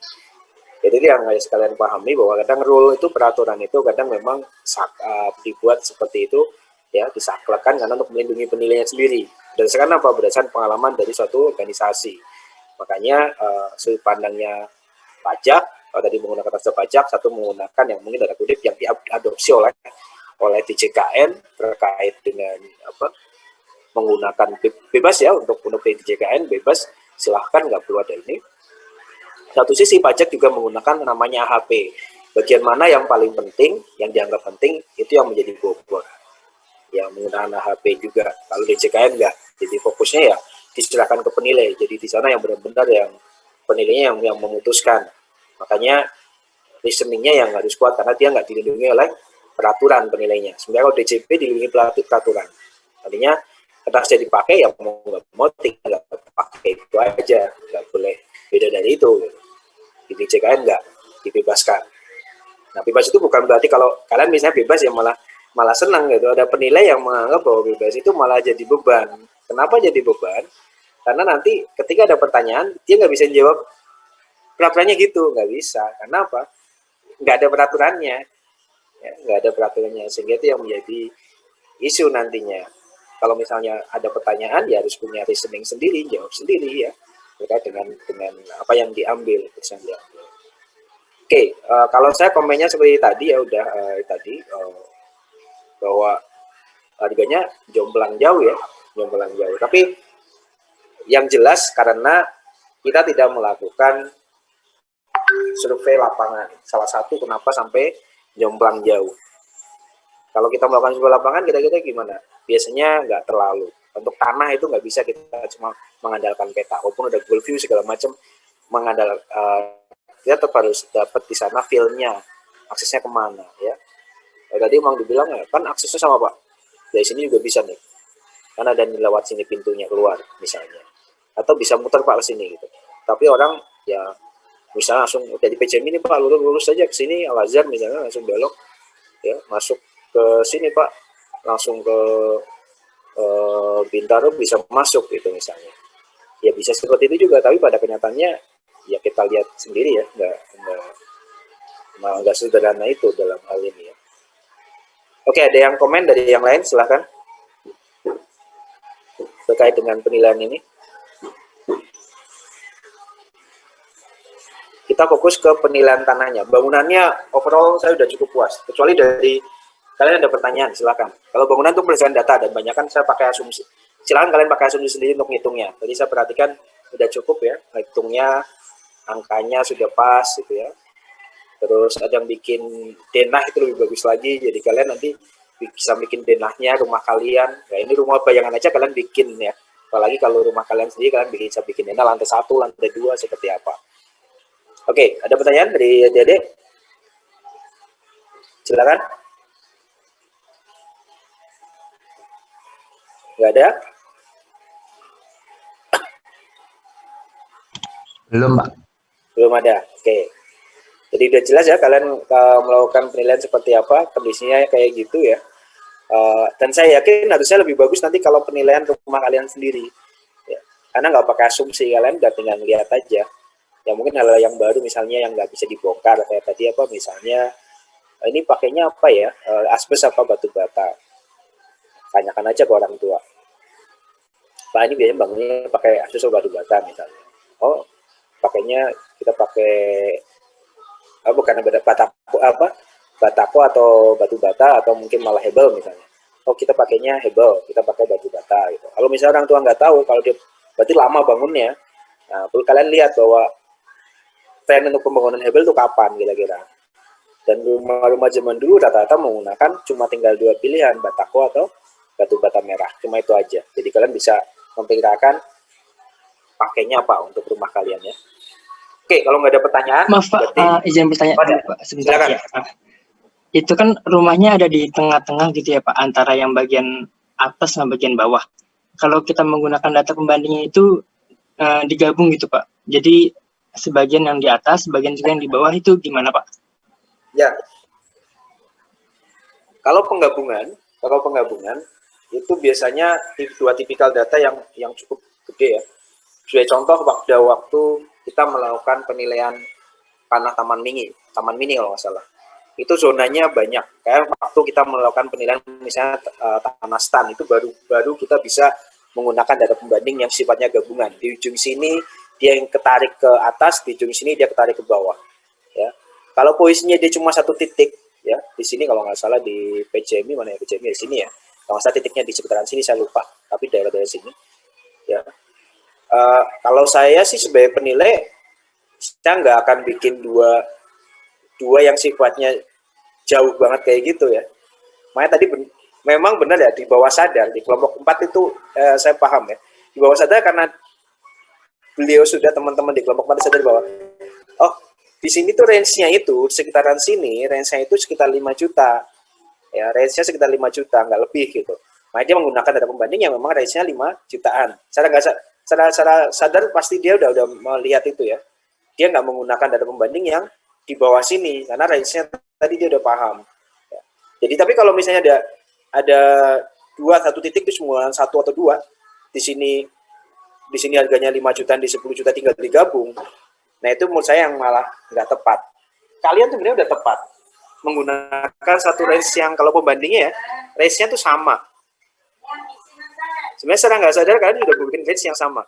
Ya, bukan membandingkan ada satu yang sifatnya jelek banget, satu sifatnya bagus banget gitu.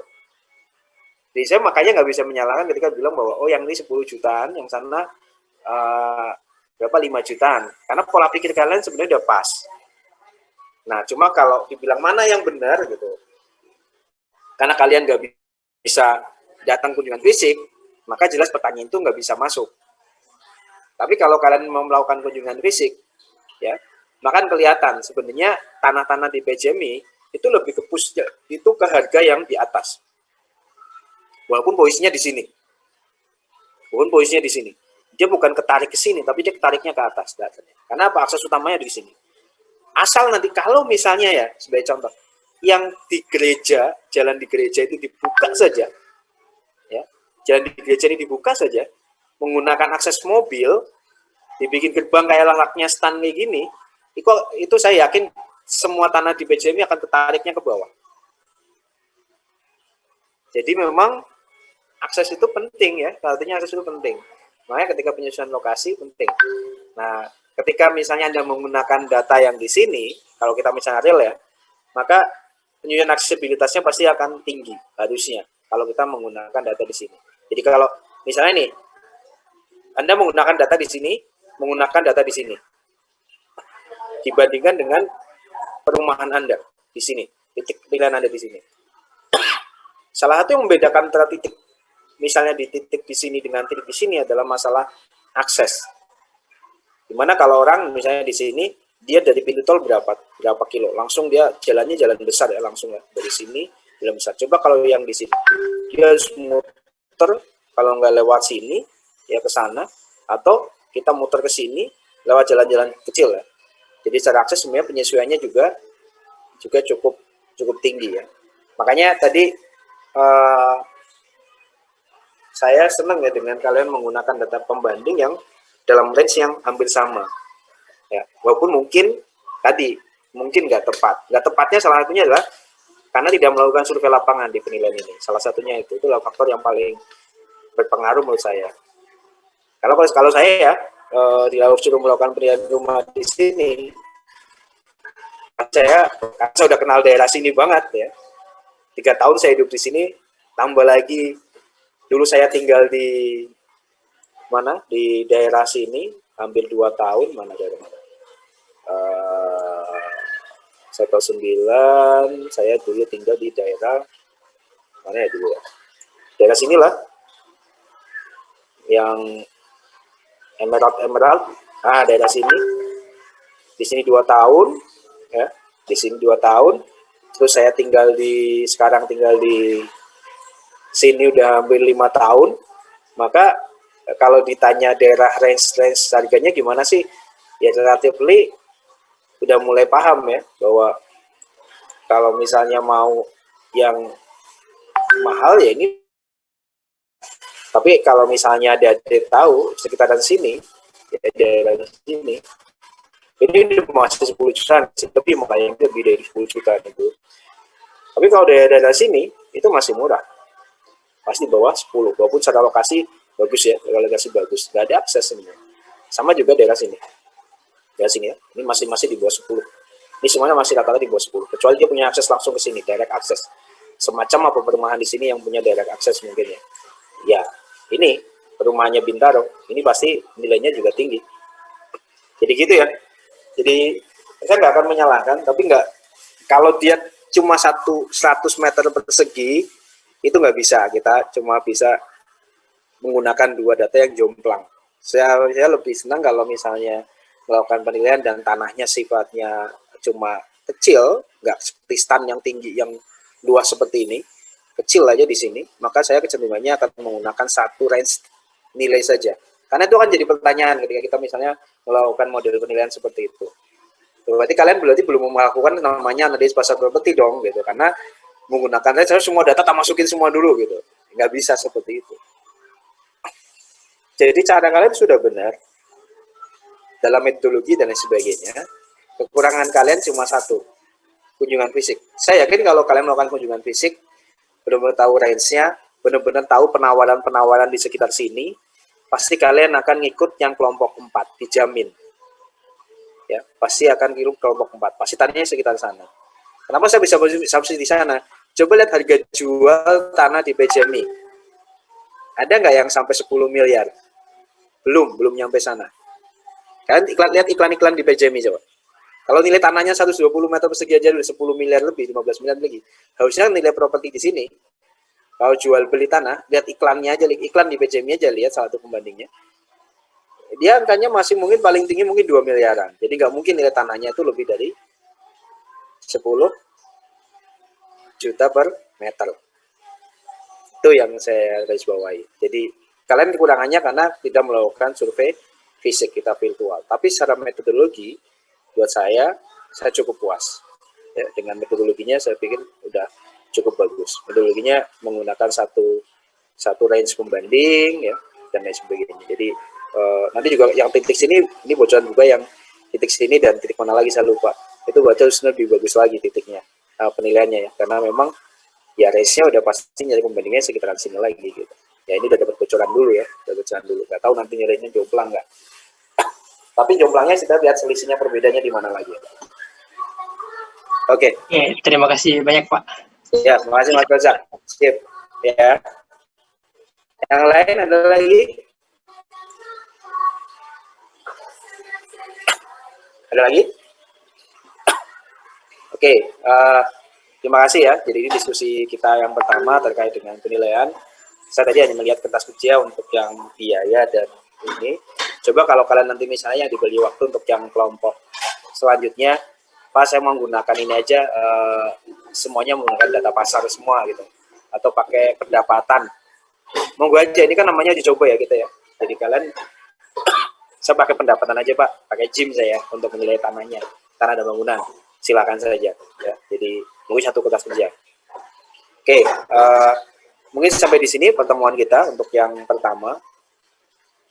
1 minggu penugasan ya, saya pikir juga cukup ya, karena memang kita maksudnya kita masih belajar. Terus satu sisi juga ini cuma untuk pemahaman kalian, paling nggak kalian udah pernah menggunakan DKPB dengan teman-teman kalian.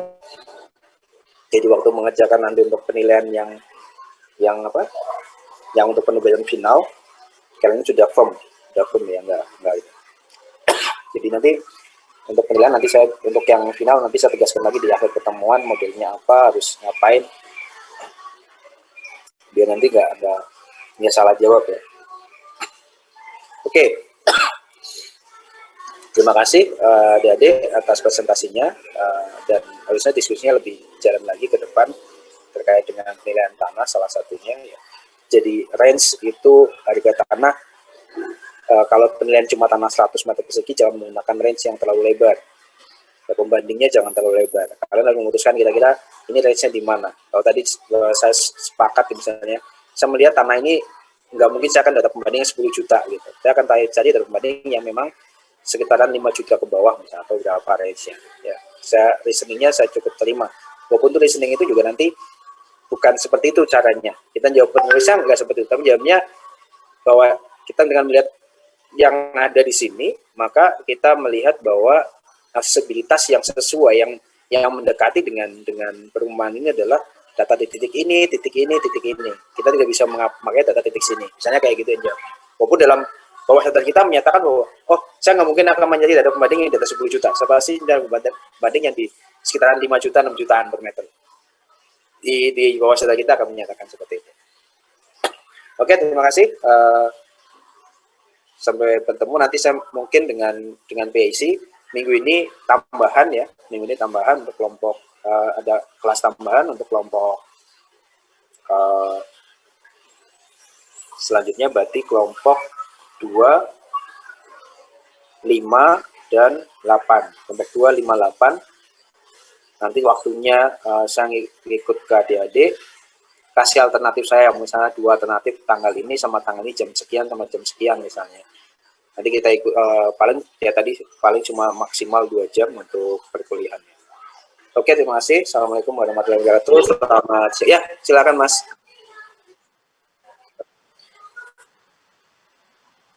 Portal belum, nanti saya isi. Habis ini saya isi. Oh ya, absensinya saya lihat absensinya dulu. Absensinya kalian dulu. Bentar. Saya biasanya soalnya di absensi kadang ada yang susah ini ya. Ada yang apa? Susah absen. Oke. Portal yang belum absen di sini kelihatan Mas Alfian Husain ada? Hadir, Pak. Oke. Mas Aljeris? Hadir, Pak. Oke. Mbak Delila? Hadir, Pak. Mas Frans? Hadir, Pak. Terus Mas Helmi? Hadir, Pak. Muhammad Hilal? Hadir, Pak. Nabila? Hadir, Pak. Putih? Hadir, Pak. Oke, Raihan? Hadir, Pak. Willis? Hadir, Pak. Yehuda? Hadir, Pak. Oke, hadir semua ya. Jadi, terima kasih adik. Mungkin lebih disiapkan lagi untuk yang selanjutnya, karena memang kan waktunya lebih panjang ya. Jadi, biar lebih enak, misalnya pakai presentasi nggak kertas kerja. Saya pahami yang kertas kerja ya, karena memang waktunya sedikit. Tapi untuk yang selanjutnya kan ada waktu beberapa beberapa hari lah untuk bikin kertas kerjanya. Terima kasih. Assalamualaikum warahmatullahi wabarakatuh. Selamat siang. Jaga terus protokol kesehatan. Saya izin live roomnya. Terima kasih Pak. Terima kasih banyak Bapak. Terima kasih, Pak. Terima kasih, Pak.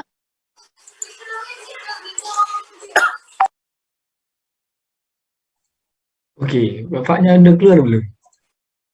Udah aja, Halo? udah keluar. Ntar guys, mau share screen guys, mau jelasin. Happy birthday, Baby. Happy day, Jeris. Happy Thank you, Van.